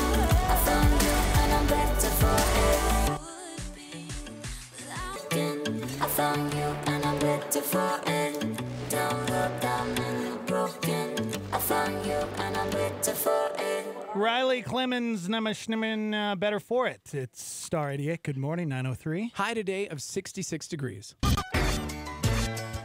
So very, very early in the morning. The Morning Invasion with Dex and Steve-O. That's awesome, everybody. Hey! It's Tuesday. Welcome to it. Good morning, everybody. Somebody behind me. What is that? Hello? Am I supposed to be here? What are you doing? What's your name? Hello, welcome. My name is Jennifer. Oh, Jennifer, welcome to the show. Thank you for having me. It's Jennifer's first day on the job. We're gonna do a Halloween show today. Are we? Oh, yeah. I didn't tell you, Steve, but it's gonna be a great day. Gonna be a great day. Gonna be a great day. Gonna be a great day. Her name is Tam and she loves to talk. She's gonna sing a song right now. Here we go. Oh, here we go, here we go. Take it from the top. 1, go, 3, 5, 6, 9. Okay. Wow. Okay. Guys, 1, go, 3, 5, 6. Good morning. Good morning, Tam. How are you? Good morning. Good morning. I'm doing all right. Why are you so loud? Can you just Me? turn her down a Just little? turn her She down. overmodulated. Go ahead, give us a- so How's that? That's nice. you know, I produce the Very nice. podcast, and it's just when it Right there? spikes, there's nothing I can do about it. Well, give me a check 1, 2. Can I get a check 1? No, just that's a little less, a little less. Actually, I'm just kidding. My thing's Well, not. Okay, my mic's off. Easy. Is what Just it trying to is. find the right level. There we go. Perfect. Literally off. There it is. Good morning, Tam. Good morning. Good morning. You guys, it's been a crazy past weekend. Yes? Yeah. Mm-hmm. Tell me about it. Well, we had Dang the it, You just worship opened up a fair can of night. worms, You know didn't what? you? I'm so sorry. You just opened up a Keeping can of in mind worms. that we have to go to break in like 10 minutes. Cool. No, That's it. Like 5. Oh, actually, you know what? Sorry, I'm looking at the wrong thing. Yes, we have like 4 minutes. About 3 minutes, actually. Hey, Tam, that's not a joke. No, that's get not back, Tam. Hey, that's not a joke. Welcome to it. Tam, we're just giving you a hard time. We Well, know. this is a big weekend. That's Are you all. sensitive this There's a lot going on. Apparently. No, I What's going on? Talk to us. I'm trying to talk to you, but Go it's ahead. not Just go ahead and share. eat my actually burrito so you working can talk. to talk. Go ahead. We had the Stop worship- holding back. Okay. Forget it. Do you have another Just one say of those what you burritos? Do you have one of those burritos? Can I have Yeah, you one can of have those? the rest. Go ahead. What in the world? It's not diet friendly. Oh. Dude, the chili is hot. Hey, Oh, no, Tam, thanks. are you going to share? What, Yeah, what is I don't going know. on? Stop holding back. Am I allowed? Yeah, go for it. It was the prayer and worship night. Okay. It was awesome. We had churches from all over the place. 600 people showed up, so that was cool. Nice. And got to lead worship with New Covenant. Got to lead worship with some people from Kappa Point, from God's House, from Good. New Beginnings, from Calvary Albuquerque. Calvary Church. Yep. It was awesome. We had a great time. And there was a lot of preparation that went into that. So I was just a little bit busy. You know what I mean? Yeah, I We did hear ya. weekend services. Weekend services were cool. Nate killed the message. Everyone's so excited. You know what I call that busy life? What? Grating cheese. You know, it's like you're grating cheese. I've been grating cheese. You've been grating cheese? I was here this weekend, and the main point I took away from it, since we were broadcasting on the radio, was that I can now sing Bruno Mars on the radio. He did a really good job sharing a lot of song lyrics. A lot of lyrics that were very questionable. Very descriptive lyrics. If you missed it, be careful when you go back. Right? If you're listening to it with a child, just remember. Just remember it's about getting down. Getting down. Yeah. And so there was that. And then we had the worship night, which was awesome. There was so many people there, and we got to pray for the city, which was incredible. Beautiful. We prayed for all different kinds of things in the city that are going on, for unity, for spiritual awakening. And as you can see, it's kind of happening all over the place. Like I saw this thing like Bethel. I was on their Instagram or something. They're having some like spiritual awakening prayer thing. And it's not like this weird voodoo craziness. What it is just asking God for people to be able to see the Spirit of God move in the city of New Mexico. In the city of Albuquerque. Halloween. I like how you tied that in with voodoo and stuff. You know what? I was at the gym this morning and I saw these little ghosts on the wall, and they were happy little ghosts, and they were like friends. And I was like, you know what? That's the kind of ghosts I want to see on the window. The happy little chunky cute ones, not these disgusting things, because spiritual warfare is real. And when you've actually seen strange things, it's not that cool. I saw Stranger Things season 2, and I've been waiting for season 3 to come out, and I don't know where it's at. No trailer or nothing. Any word on Stranger Things season 3? About a year off still, actually. Oh my gosh. That's real. But it's been a year. Yeah, duh. Hold your breath. Supposed to be every year, dude. No, that's not Supposed to be every how year. Netflix rolls, bro. Whatever. You should hold your breath. Whatever. Get out, whatevs.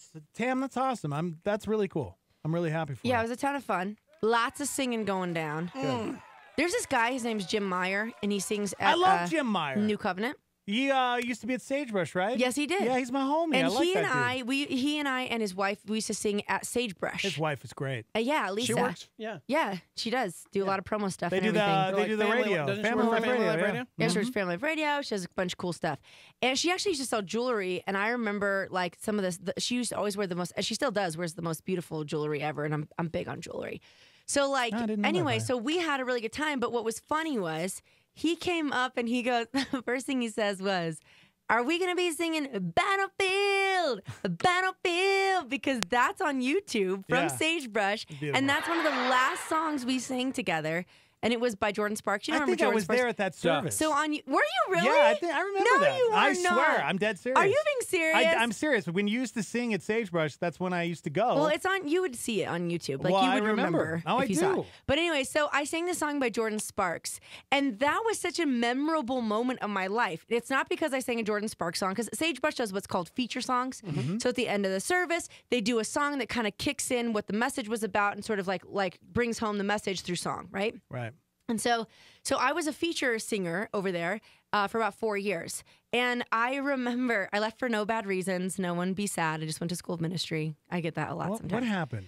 I just went to school. What happened That's it. over there? That's it. That's the whole thing. Sure. Okay, so because we only have a minute left, so that's why I'm trying to say this. That's true. Anyway, so that was a really huge moment in time, and I can wait till we come back from the break to tell you why. Ooh, that's a good one. I like that. But we still have like 5 minutes. So that'd be a really long tease. You said it was. Oh, we do? Yeah. Well, then I gotta go fix something real quick. You said it was You 4 go fix minutes. something. You go right ahead. Yeah. So Tell us. in the meantime, Yes. when I was coming down the hallway, side note, there was a child who was in the hall. Yeah. Trent. And was it Trent? I think it was Trent. It was his Trent, name. yeah. Cute little blonde kid. Yeah, that's Trent. Adorable as ever. And he was just pressing buttons on you guys' machines. Sure, bro. And little Amsy Joy. Was he? Yeah, Steve-O ran in here. He's like, dude, we got to check the on air. I think we're off the air. So we got to make sure, because wouldn't we be, would that little red light be on, like on your top left? We're fine. Okay. I think we're so fine. I'm pretty sure we're fine, but he was just going at it, and it looked fun. I mean, it looked fun for that kid just to be pushing stuff. And Well, nobody said we're off the air. or anything yeah, yet, so I we're think good. Daniel would have maybe called or something, Oh, well, right? I don't think so. He's off today. So Oh. I think that's why Steve-O's checking, because we don't have anybody here. Of all the days. I don't know. I don't think we're off the air. Are we off the air? Can you guys hear us? Can you text in if you can hear us? Kim, can you hear okay? us? Kim, hello. Kim, hello. Albert. Someone that I met, by the way, at the worship night was someone who had called in when you and I were doing a show together. Oh. And it was when you were judging me for mixing energy drinks with Perrier. Oh, yeah. And so I was pouring that out. I was like, oh my gosh, this is like the best thing ever. The woman who lost her husband. Vivian lost her husband she to called energy in, drinks. right? Yeah. And then she's like, Tam, I care about you. I love you very much. I need to share something with you. And so she was like, I lost my husband to a caffeine overdose. Remember, he was 26 when he actually had a heart attack. He had a heart attack at 26. Isn't that crazy? His heart exploded. No. Was it 26? That was someone else. No, I think he died in his 30s. You're right. He died in his 30s and his heart exploded. Yeah, he would drink like 6 or 7 of those monster energy drinks a day. Because he got addicted to it. Yeah. But I met someone whose husband had a heart attack at 26 years old. Oh my gosh. So are you I was kidding putting me? those two things together. I was mixing the story. Sorry about From that. energy drinks? But I met from caffeine, like too much caffeine. I met Vivian at the worship night. She She's came up so to me with sweet. her new husband, Chris. Nice. They just got married like on Friday or something like that. Congratulations, you guys. Beautiful, You're amazing. beautiful. So Vivian just got married, which is really cool. And she came up to me and she's like, I just want to meet you face to face and tell you I'm the one who called in to tell you about my husband passing away from the overdose of caffeine. And I was like so touched that she found me and said hello, and she waited so patiently. She was amazing. Yeah. And and she sings worship over at New Beginning. Nice. She does worship and stuff. Just a beautiful, beautiful woman. So did that get you to stop drinking energy drinks? Or are you still? It actually did. It did. Yeah. So since that day, I have had maybe 1 or 2. I want to say or 2 because I want to cover my butt on that one. Yeah, but sure. or rear. What do we say on the station? I don't know. It's allowed. But I've actually had. I will not go past 2. You know what I've been struggling with, Tam? What's that? Is those 5-hour energies. And the other day, Those are disgusting. I was on a run and my right arm started to go numb. That's your left arm. No, right here. Oh, you're pointing to. Okay. Yeah. And my left foot went numb. And I'm going, oh my gosh. And so I started doing some research, and it's because of I have too much caffeine in my system. You're right. I got to stop this. So remember I was telling you it was a busy weekend, and it was. And I decided to go get like a nitro brew from somewhere. Oh, geez. What are you doing to yourself? And I had forgot that I had already had a pretty heavy caffeinated drink. You're drinking the devil's juice like if you do 3 that. minutes before that. Okay, it wasn't 3 minutes. That's It the was like 3 devil's hours. juice. And it was. And so I had it, and halfway through, that drink was good. Yeah, exactly. Okay? But I looked at it, and halfway through, I had a choice to make. And I said, I feel my feet going numb. Yep. And I know I've been standing all day. I know I've been working hard. I know I've, haven't eaten as much as I should. But I really believe it was the caffeine. No, it and so is. I had to make a choice, and I poured it out. Good for you. I poured it out because I For knew. the homies who ain't here. I love that. Yes, I poured do one that out for my every time. homies. Round of applause. And then I drank a ton of water, and I was like, just stop it. You do not need this. Beautiful. Right. You have everything you need to live a life of godliness. Amen. Jesus is in you, Yep. so back the heck off of the caffeine. Yep. So I did. And then I got one the next day. Okay, But I was well. good to go because I was okay. I was okay. All right. Well, I'm glad you're still alive. I think that was 5 minutes. I'll pray for you. You pray for me. Okay, maybe it was 3 minutes, probably 3.5 I minutes. will remember But you. Yeah, you know what? That's the last thing I wanted. I don't want to get taken out by an energy drink. You know what I'm saying? Like, how know. bad? That to be terrible. Like, if I'm in Hey, heaven, man. I don't want to sit there Time talking out, to people though, like, bro. hey, Wait. why are you here? And I'm like, energy drink, dude. What? Shh, remember? Well, we That just was a talked about it. real You were thing. gone. That's I what know. we were saying. I Just know, talking but about it. that's what I'm like. That's, I know. That's but why we're I'm talking sure, about it. I guarantee you he feels the same way. He didn't want to go either, but he That's drinks right. 7 energy drinks a day. day. I don't want to be that guy. Nobody does. What I was telling Dex when you left was that I met Vivian, who called in to tell Yes. me to stop doing that. Good. So I stopped. Now good. I will say this though: we can't We're obviously. over 17 I seconds, know so we we gotta can't. go to a We break. can't take everything out of our thing, but let's talk about your breaks, man. aspartame. Yeah, Okay. can't do it. Yeah, Gotta you go don't to want break. energy drinks, but you're Gotta go drinking break. aspartame, Gotta go to brosy. break. This is the That's best not part about good. the new breaks. It's not good for your blood flow. Okay. All For right. your you blood take the flow. good, you take the Aspartame bad. ain't good for your blood flow. For your blood flow. Ooh, I like that. Aspartame. That's good. Aspartame ain't good for your blood flow. Wow. Yo, All right. We gotta be take a break. back We'll be right in back. a minute. For over 40 years, La Salita Restaurant has been serving New Mexican food to Albuquerque. From starters like soups, salads, and Cindy nachos to entrees like chili rellenos, burrito de Eduardo, the BOG burrito, and carne adobada. La Salida is friendly to those who are vegan or gluten-free and offers catering, as well as a rewards program at 1950 Wansabo or online at lasalida.com. Star 88 thanks La Salida for their support. Dex, don't you think fall is the primo time in New Mexico? True enough. When else do pigs fly? I mean, I was kind of going for green chili roasting and turning trees, but... Whatever. You just like October 31st when you get to wear a cape and tights to get candy. Okay, let's not go there. Okay, but let's go to the Fall Fest on the west side. I'm there, man. Montano Plaza, Coors in Montano, bounce houses, obstacle courses, costume contests. And lots of food, and of course, free candy for you, Steve-O, 6 p.m. on October 31st. It's a favorite night for kids. Let's make it safe at the Calvary Church Fall Fest, Coors and Montano. Details at calvarynm.church. A supernova on Star 88 with David Jeremiah. When we start preaching our opinions with the same authority that we preach the Word of God, we're trafficking in the traditions of the elders. And here's what I've learned, that people who elevate man-made traditions above the Word of God eventually lose the power of God's Word in their lives. For after a while, it gets so confusing, you don't know what God said and what the preacher said, what God said and what the elders said.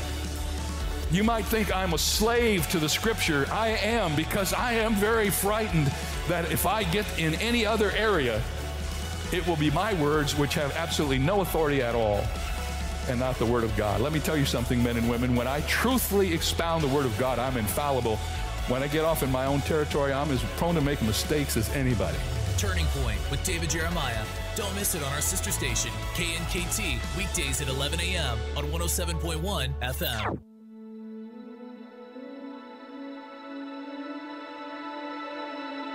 What will it be like when my pain is gone and all the worries of this world just fade away? What will it be like when you call my name in that moment when I see you face to face?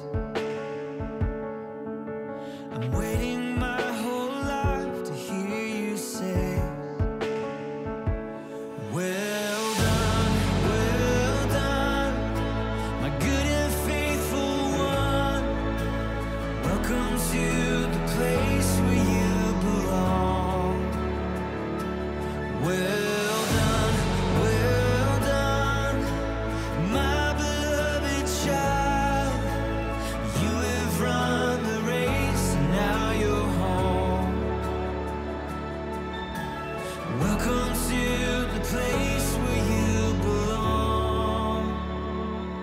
What will it be like when tears are washed away and every broken thing will finally be made whole?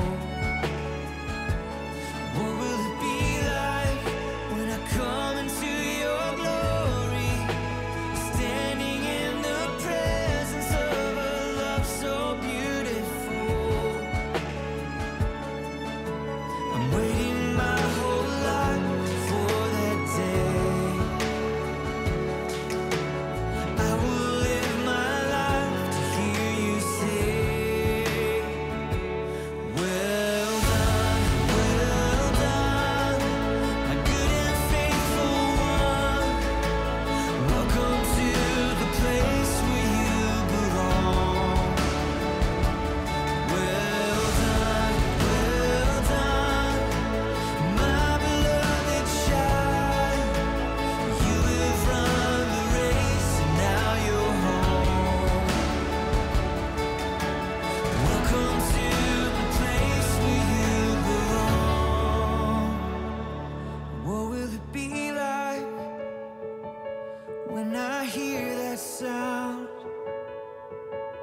All of heaven's angels crying out, singing holy, holy, holy are you, Lord. Singing holy, holy.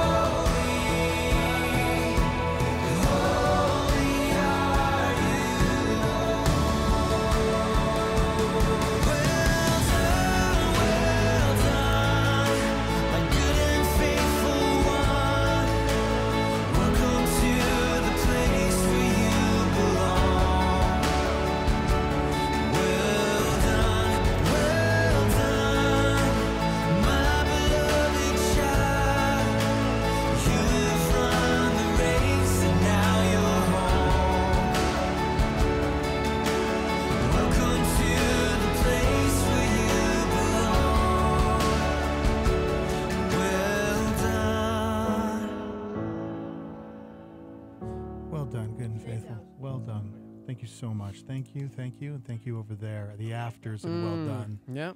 On Star 88, yes, 922. High today of 66 degrees. The Morning Invasion with Dex and Steve-O. That's us. I'll be right Hello. there. Okay. Oh. Cool, man. I'm coming. Yep. Here she comes, guys. Here she comes. Where's my music? Oh, there it is right there. All right, everybody. Good morning. Oh, Good my morning. gosh. Welcome to the show live from the Dreamstar Remodeling, Star 88 Studios. Thank you. Tam is hanging with us. And I got to share this story because this is pretty cool. I got to give a shout out to all the police officers, all the men and women out there serving our city. We got some good people serving us out there, man. I'll tell you what. I got to shout someone out. What made you bring that up? Well, I was surfing around KOAT, you know, because I like to see what's going on in our city. Found a really cool story about a police officer in South Carolina. Proved that he's not only watching out for citizens, but catching balls with them, too.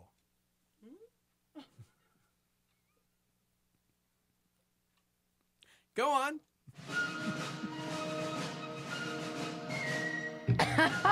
Shout out to the Somerville Police Department. They posted surveillance video of a young man playing catch with a football by himself. Wow. Wait, what? Yeah, Sounds terrible. This kid Sounds is hard playing, to do. How do you play football by yourself? You do it. How can you play catch by yourself? Haven't you seen Napoleon Dynamite? Uncle Rico does it. See that mountain right there? I could throw a football right over that mountain. Mm-hmm.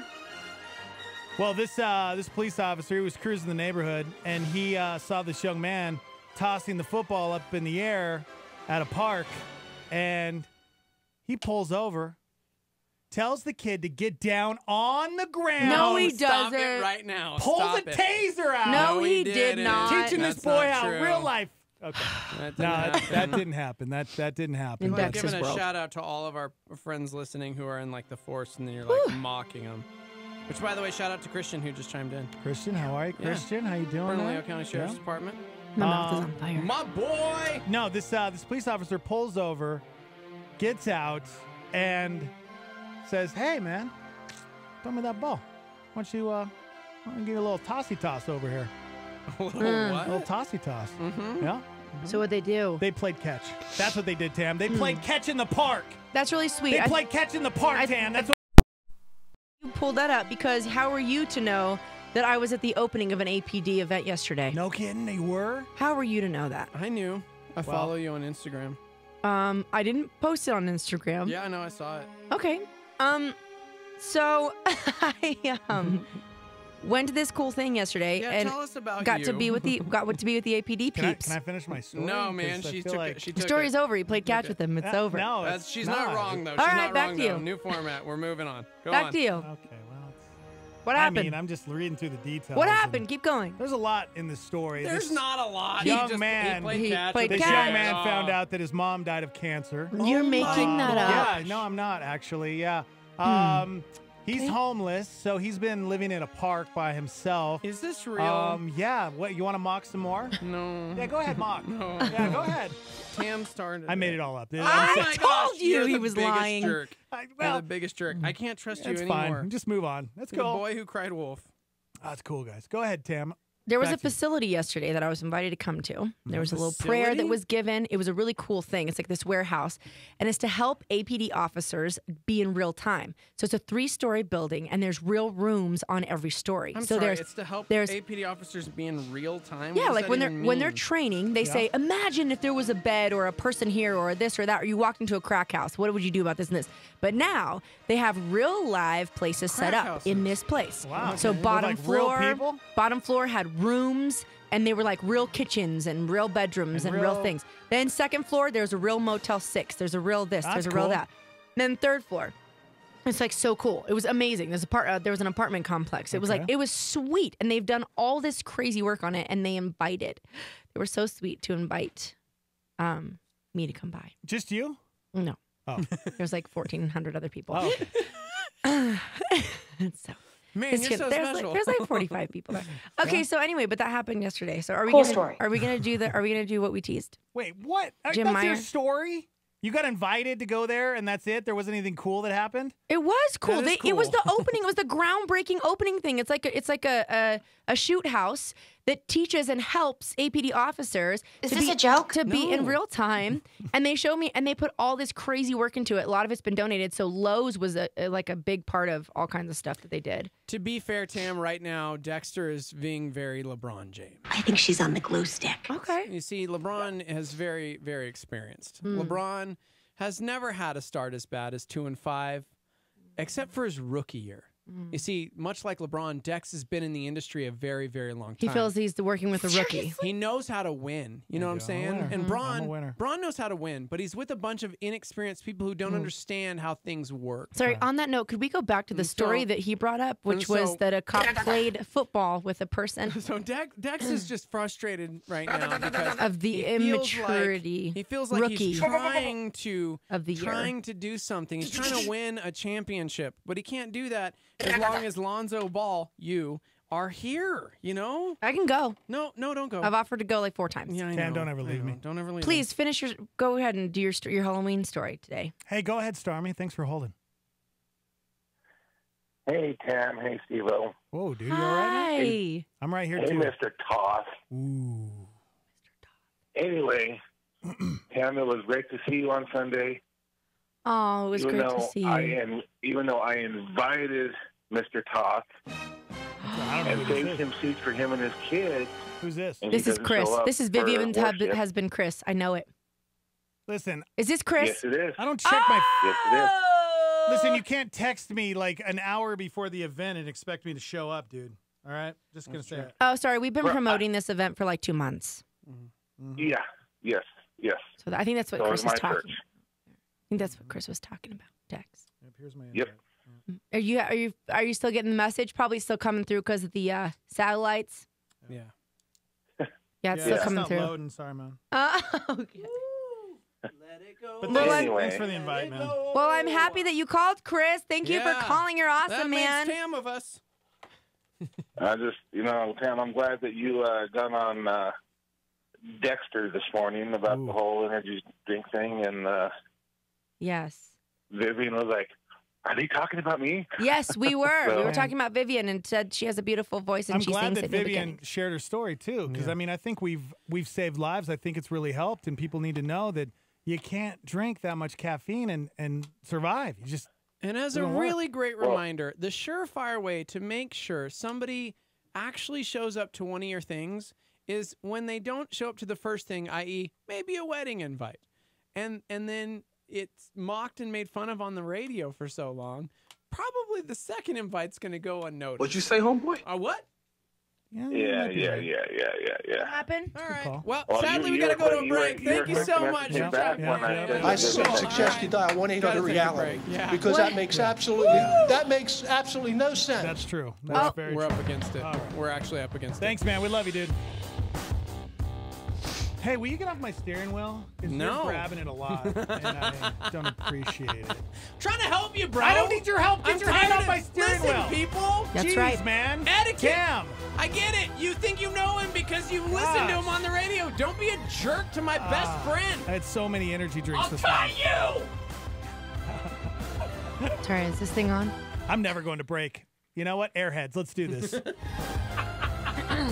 Lock the door, Tam. Lock us in. I'm locking us in. All right. We got to take a break, guys. We do. We have to take a break. But it's a short one, Tam. And when we come back, can I tell my cool story? Oh my gosh. Are you grabbing my steering wheel No, now? you told me to tell it, so then I was gonna, and then you said we had to go to break, so then I waited. Can we take a 2-minute break? I'll let you tell your story when we Just come back. 2 minutes, guys. We'll Dex's be right story. back. We'll be right back in when 2 minutes. we come back. Ravi Zacharias says our culture is morally suicidal. Here's Ravi on a Star 88 PowerPoint. In 1939, when the world was facing a treacherous war, King George VI went to the microphone, even with the fear of stuttering and stammering. But his 12-year-old daughter gave him a piece of paper, and those words have become the most memorable of his speech. At age 12, she handed that to him, and he used those words to calm the world. I said to the man at the gate here, "Give me a light that I may walk safely into the unknown." And he said to me, Go out into the darkness and put your hand into the hand of God, and it shall be to you better than the light and safer than the known. Go out into the darkness and put your hand into the hand of God. It shall be to you better than the light and safer than the known. The world is an uncertain terrain today, and all some people know is to go and demonstrate and yell and shout and scream. They have no answers. A Star 88 PowerPoint. What's going on in the news today? The Tree of Life Synagogue. Federal prosecutors said today they will seek the death penalty against the man accused of taking away 11 lives. 4 of the 6 people wounded in the attack are still in the hospital, including 2 police officers. Suspicious package intercepted in Atlanta, addressed to CNN headquarters. It would be at least the 15th potentially explosive device Sayok is accused of mailing to prominent critics of President Trump. Devastating plane crash in Indonesia. All 189 people on board are feared dead. The pilots calling for help just 2 to 3 minutes after takeoff and then plunging into the sea. Chaos in a Charlotte area school. Students running for their lives. The shots rang out just after 7 a.m. The victim, 16-year-old Bobby McKeithen, rushed to the hospital where he later died. In Leander, Texas, a school bus driver blows past a barricade heading down a closed road. Dashcam video shows the murky floodwaters ahead of him, but he doesn't stop despite having a 12-year-old child inside. 5,200 active duty troops are headed to the U.S. border with Mexico. They will back up the border patrol, but not engage with migrants seeking asylum. Good morning, everybody. Good morning, good morning, good morning. How are you? How you doing, Tam? You good? Great. I'm great. Good. Great. All right, we're going to go live in 3, 2, 1. Good morning, everybody. We're live. 5. I like this. Yeah. Yeah. All right, before the break, Tam was teasing us with a story. Why don't you recap that story? Go ahead, Tam. Here's the deal in a nutshell. A walnut shell, because it's bigger. Give us a walnut. Back in the day, I used to sing feature songs to Sagebrush. Scream would come up, Tam would sing a song. Woo! I would always get scared to death before the scream would come up. Why? Shaking in my boots. I had to go do pre-games. I know it's TMI. You got stage fright? The morning invasion? I was so afraid. I was shaking. I was afraid I was going to forget the words. I was afraid that I was going to trip on the stage. I was afraid I was going to this as out forever, right? Okay. We are not given to a spirit of fear. That's right. Jim Meyer and Elisa from New Covenant. They're worship leaders. Love them. Beautiful people. Like literally, they're a gorgeous couple. No, they are. They're like the really coolest couple pretty ever. looking people. And so they were singing background vocals that day for me on the song "Battlefield" by Jordan Sparks. Now you can see my face because you can. Someone posted on YouTube, so it's still up or whatever.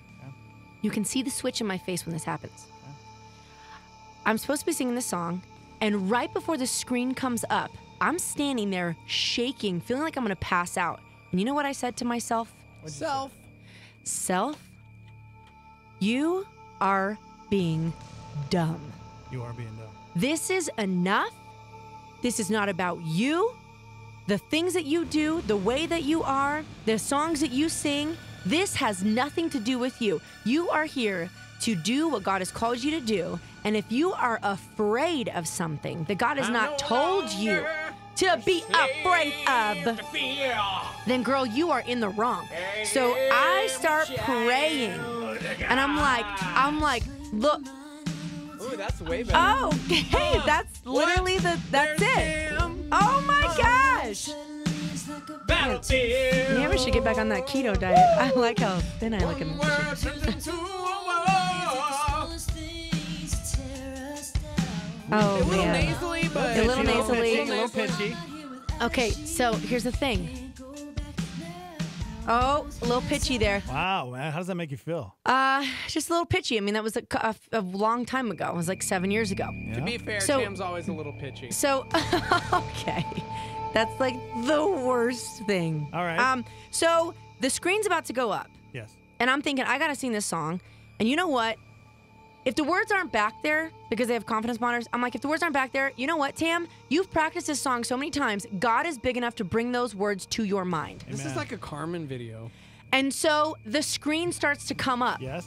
And I'm like, God, I give you my full will, my full strength, my everything in me. I'm giving it to you because I am sick of being scared to death. Is this Witch's Invitation Part 2? So sick of it. Amen. The screen comes up. I look at the back screen. What do I see? A clock. A clock. Yep. They forgot Good to old put clock. up the lyrics. Oh, no. So I'm like, oh, we're like going to do this right now. I made it through this song by the grace of God. I Let's go back remembered to that all moment of the real quick. lyrics. Let's go back. But right as the screen comes up and you see me start to sing, I start shaking my hands off like, you know what? Let it go.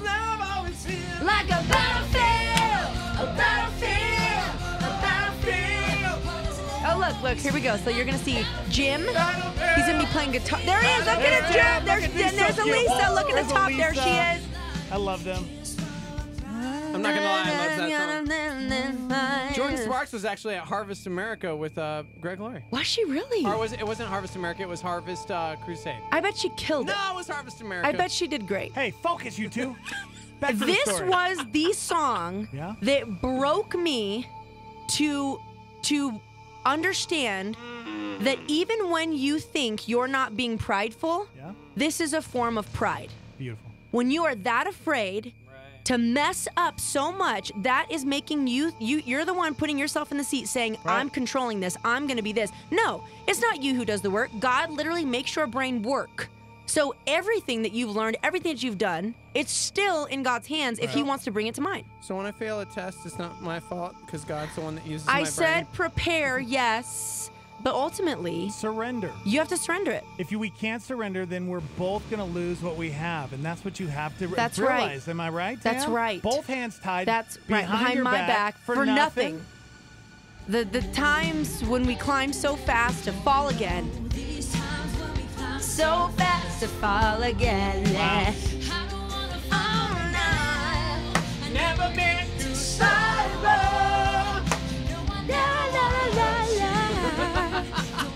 I think I was at that service. That's like Pam from 30 years ago. What is love? That's it.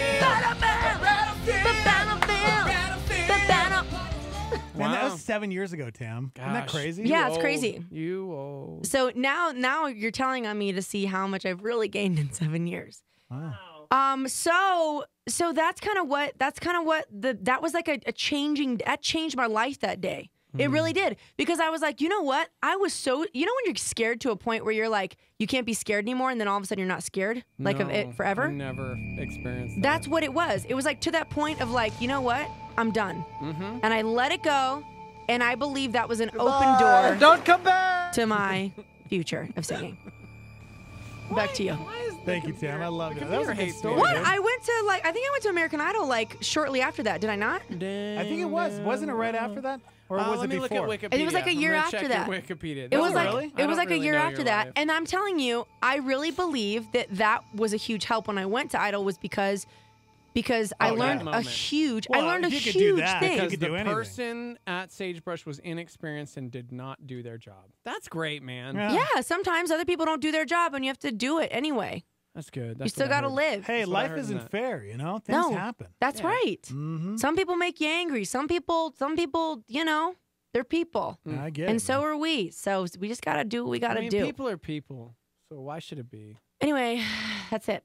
I love that, Tam. That's good. Mm-hmm. That's good. You know, have you ever, made a poor decision when it came to picking, let's say, a Halloween costume? I was a banana one year. See, I think that might be inappropriate this day and age. Yeah. No, It's Just a saying. slippery slope. Mhm. Yeah. Oh, man! You Yeah. see what okay. Well, Shaun White, you know him. He's a professional snowboarder. Yeah, he was here on the man, I skate don't wanna park. talk He's an about this. Olympian. I follow him on the old Instagram. I What don't know. happened? I don't know if I should have a say in this conversation. Apologize, Shaun White. Apologize. What did he say? What did he do? Oh, Three-time no. Olympic gold medalist, 32 years old, slammed by the Special Olympics. He dressed up as Simple Jack, and that's a character from a Tropic very Thunder. inappropriate. Whoa. Am I having a stroke? Too You much okay? caffeine? Oh my Yeah, gosh. Tropic Thunder is the movie, and yeah, that's there's a guy, a character in that movie that has a disability, Okay. and the Special Olympics is freaking out over it. They are freaking out. And Shaun White has since apologized. Yeah. He apologized. What on did he his say? Instagram. What was his apology? He What said, did it I sound owe like? everyone in the Special Olympics community an apology for my poor choice of Halloween costume the other night. And he said it was a last-minute decision. Yeah. It was the wrong one. The Special Olympics are right to call me out on it. They do great work supporting me, many tremendous athletes, and I'm so sorry for being insensitive. Lesson learned. And I think that's a good apology. It is a good apology, but can I? I almost don't want to share my thought. I saw all of it, and you don't think you should have to apologize? We talk about being insensitive, and here's my question. This is I have a very real question. Seriously, not trying to like just take the other side. He went as a character from a film within a film. This is going to sound dumb, but in the movie, Ben Stiller is trying to win an Academy Award. And so he goes for like the I Am Sam role, right? Right. Like, and it was like a commentary on the fact that like, hey, if you want to win an Oscar, you go for somebody with a disability or like and so he was playing a character within like a movie character within a movie. Yeah. I don't even know how to say it. So it was a very, very specific thing. Mm-hmm. He wasn't mocking people with disabilities. I understand why people would be upset, but my question is, like, people were irate over the caricature, but it's like if somebody went as Timmy or another character with a disability from a TV show or something like that, is that mocking if that's a character from the show and that's the character? Do you know what I mean? Like, yeah. I think there's I understand the situation and the sensitivity. I greatly do. Here's the thing. I was around a family who takes care of a man who has special needs. And so they were all sitting around in the living room and stuff. And I just met this guy, and the family was laughing and joking. And they were making jokes and stuff, and it was funny, and he was joking around with them for a little bit. And there was a point where they started making jokes, and he stopped laughing. And I began to feel very uncomfortable. Yeah. And so I get protective over people who kind of can't really speak for themselves. They can, but they can't. Absolutely. So it's a possibility that this created this was kind of a poke into people who are very protective over those who have disabilities. Maybe he could have still shown up as that character, but not necessarily acted just like the character. Maybe he could have shown up looking like the character. Everyone knew who he was, and then kind of moving on from there. But instead, he was probably acting in that way, and it probably was offensive. Like, I think that maybe people got mad because they're protective.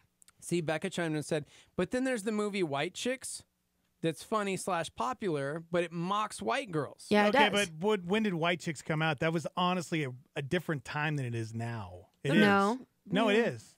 Because you can't, for some reason, and I'm with Steve-O on this. I get what you're saying, and I'm with you. I'm just saying right now in our culture, with movies, like you can't do that anymore. Like a person that doesn't have special needs can't act like one in a movie. Right. Like even if they're acting, they can't do it anymore. It's just, you'll get in trouble. Right. Yeah. That's our culture now. And it's not like, well, if the roles were flipped, you can't do that in this case. But that happens regularly. Do you think, like honestly, if Tom Hanks had played Forrest Gump today, would people be all over him for playing Forrest Gump? I don't think so. He's a great actor. Well, I mean, look at Ray Charles. Gilbert Grape. What's eating Gilbert Grape? Yeah, think about Leonardo DiCaprio. If he played that, there's no way you could get away with it. See, I don't know, man. So like, okay, so define what is a disability, what is a special need, because you look at what's his name? You know, Jamie Foxx. Yes, Jamie Foxx, who played what was the movie? What, Ray Charles? Ray Charles. Yeah.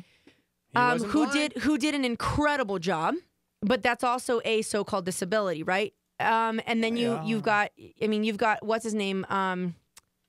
There's also like mental disabilities. Like you have what's the movie Beautiful Mind with Russell Crowe, who plays a schizophrenic. You're still playing a disability, so I think that the levels it matters regarding your appropriate company as well as your level of influence. So because of his level of influence, I think that's why it was such a negative impact. Okay. We got to take a break, Tam. Can we take a break? Yeah. We got to take a break. You guys can chime in Facebook and YouTube Live at Star 88 FM. Also, phone lines are open at 505-338-3700. And what's the live line to text in? 505-585-LIVE. That's 505-585-5483. You okay over there? Tammy, all right? Getting your head over there? You okay over there? I was just putting up my. Did you hear me? Yeah, Put my you're microphone. fine. Yes, Yeah, bro. all right. We heard you. We'll be right back. Here's a real hot spot about Satan from Skip Heitzig. Satan is persistent, and he studies our character and fashions his attacks based upon the information that he knows about each of us. Skip challenges the idea that humans can deal with the devil. Because if you want any kind of relationship at all with the devil, you want to make sure he's your enemy, not your friend. Your enemy. Your enemy. Hotspot. Here's where to click for a complete library of Skip's teachings on the entire Bible at connectwithskip.com. Connectwithskip.com. Here's some solid advice from Skip about Satan. Apply the blood of Jesus Christ to your life, to all of those accusations that come from Satan. You're not worthy. You're not good enough. You're this, you're that. Apply the blood of the Lamb. You can listen to Skip's treasury of teachings on the go. Simply get the Skip Heitzig podcast on your mobile device. God loves you and has a wonderful plan for your life, and Satan must operate under divine parameters. Hotspot.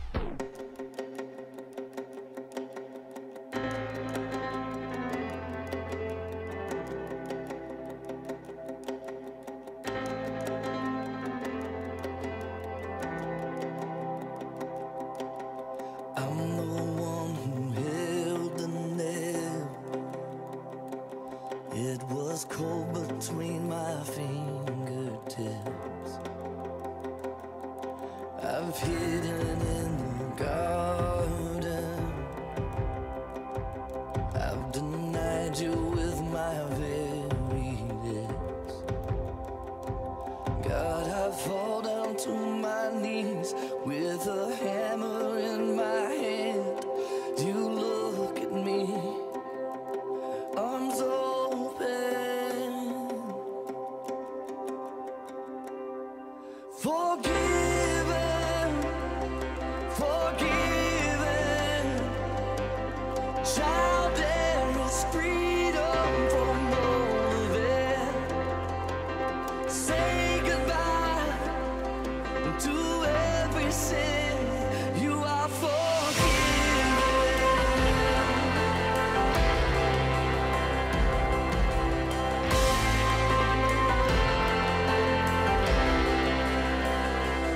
I've done things I wish I hadn't done. I've seen things I wish I hadn't seen. Just the thought of your amazing grace, and I cried, Jesus, forgive me. God, I fall down to my knees with a hammer in my hand.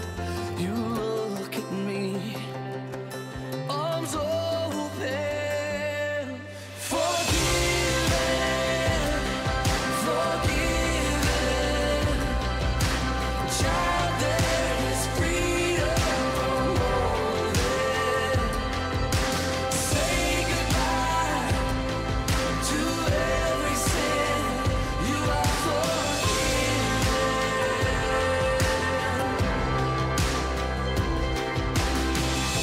I could have been 6 feet under. I could have been lost forever. Yeah, I should be in that fire, but now there's fire inside of me. Here I am, a dead man walking. No grave gonna hold God's people. All the weight of all our evil, lifted away, forever free.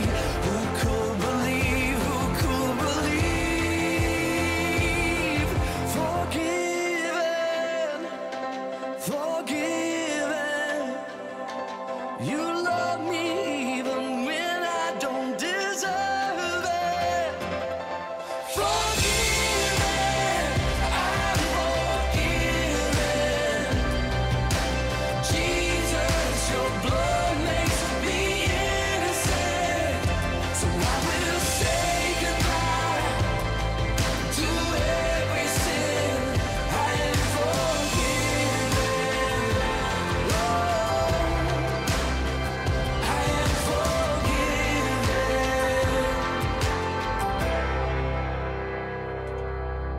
That's Crowder, Forgiven. Love that dude. Star 88. He loves you too, man. 9:51. High today of 66 degrees. Oh, hit the button. It's the Morning Invasion with Dex and Steve-O. There it is. Good morning. Good morning, Tam. Good morning. Good morning, Starmy. What's going on? Thanks for joining us, you guys. You can go to Facebook or YouTube. We upload. If you miss the show, you only get a little bit of the show. You guys can go back.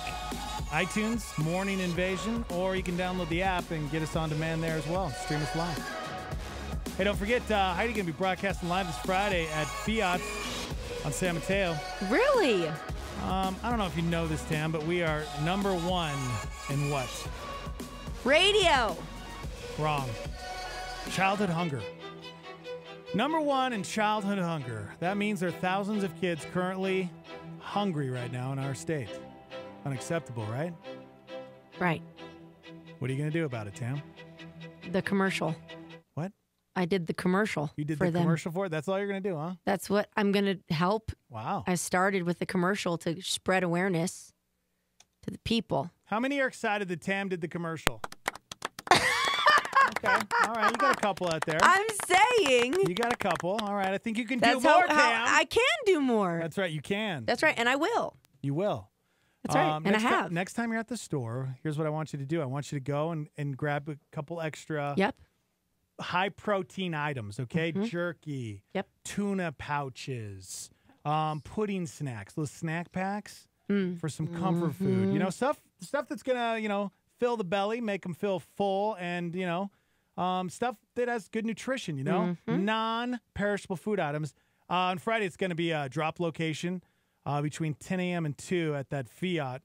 Heidi's going to be doing her show there. So you just drop off the food, and, dude, we're doing great, though. Feeding Them Kids is blowing up. Right now, like 30 churches are on board, and it's just getting bigger. Like, the mayor's on board. I love it. Good old governor. Yeah, so it's blowing up, man. So let's get a round of applause for Feeding Them Kids, all right? There we go. That's what I'm talking about. That's a real... Yeah, it's for the kids, man. For the kids. Good. Thank you. That's piped down back there. Good. Anyways, guys, we're done. I mean, it's the end of the show. All right, I got to go to a meeting now, 10 o'clock. It's in 6 minutes. Oh, what's that about? It's just a team meeting. That's cool. Is it? Yeah, it is. Guys, I'm excited. Tomorrow, I got a story. I'm about halfway through the story, but I found out, and the McVeys better listen up to this because they just started the keto diet. Also, Guy and Noel. Okay, a lot of people are doing this keto thing. It's like the new thing. Mm-hmm. It is. There's a woman. It's not a new thing. No, it's brand new. It's been around for doing this pretty for long time. This is like maybe a week or two old. In or his something. defense. Yeah. Okay. I found this story. This woman says the keto diet destroyed her 17-year marriage.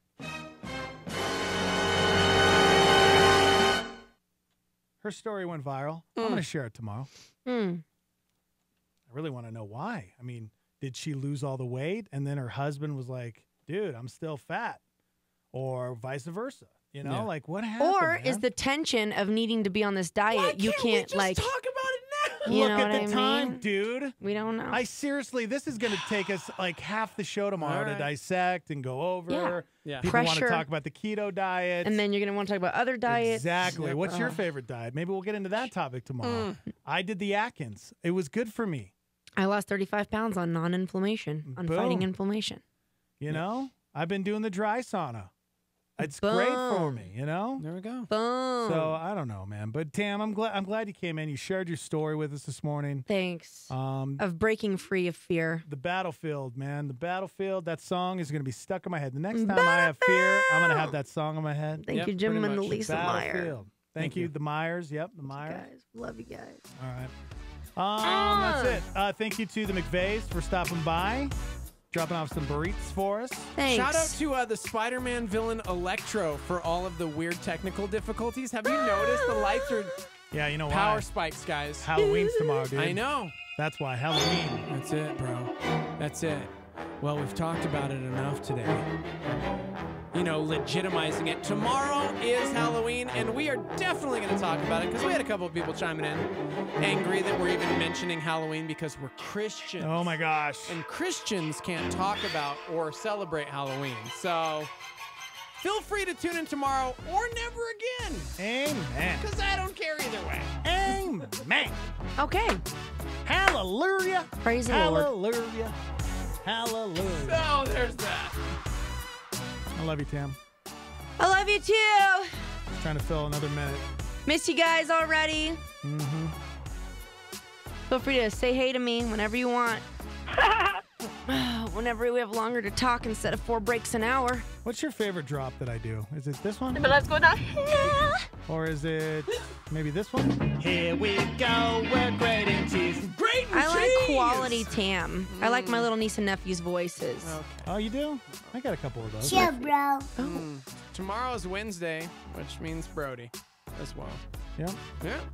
Mm-hmm. What about that one? That's a good one. Nope. No? I miss you already.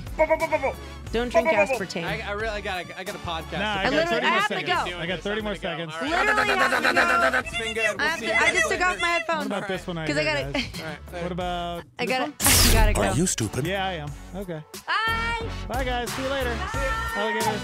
Well, 5 more seconds. See you later.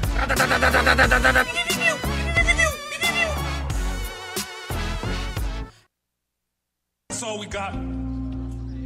There ain't no more. That's right. Time is tight. It's the end of the show. This is Groundwire with Sean Dunn. While in an airport, I could not help but overhear one man's phone conversations. He was experiencing a crisis in his family. A close relative was physically struggling in the hospital and on the verge of passing away. As this man talked to his friends and family, he searched for ways to comfort, but all he knew to say was, "My thoughts are with you." What would I have said or done if I were in that same situation?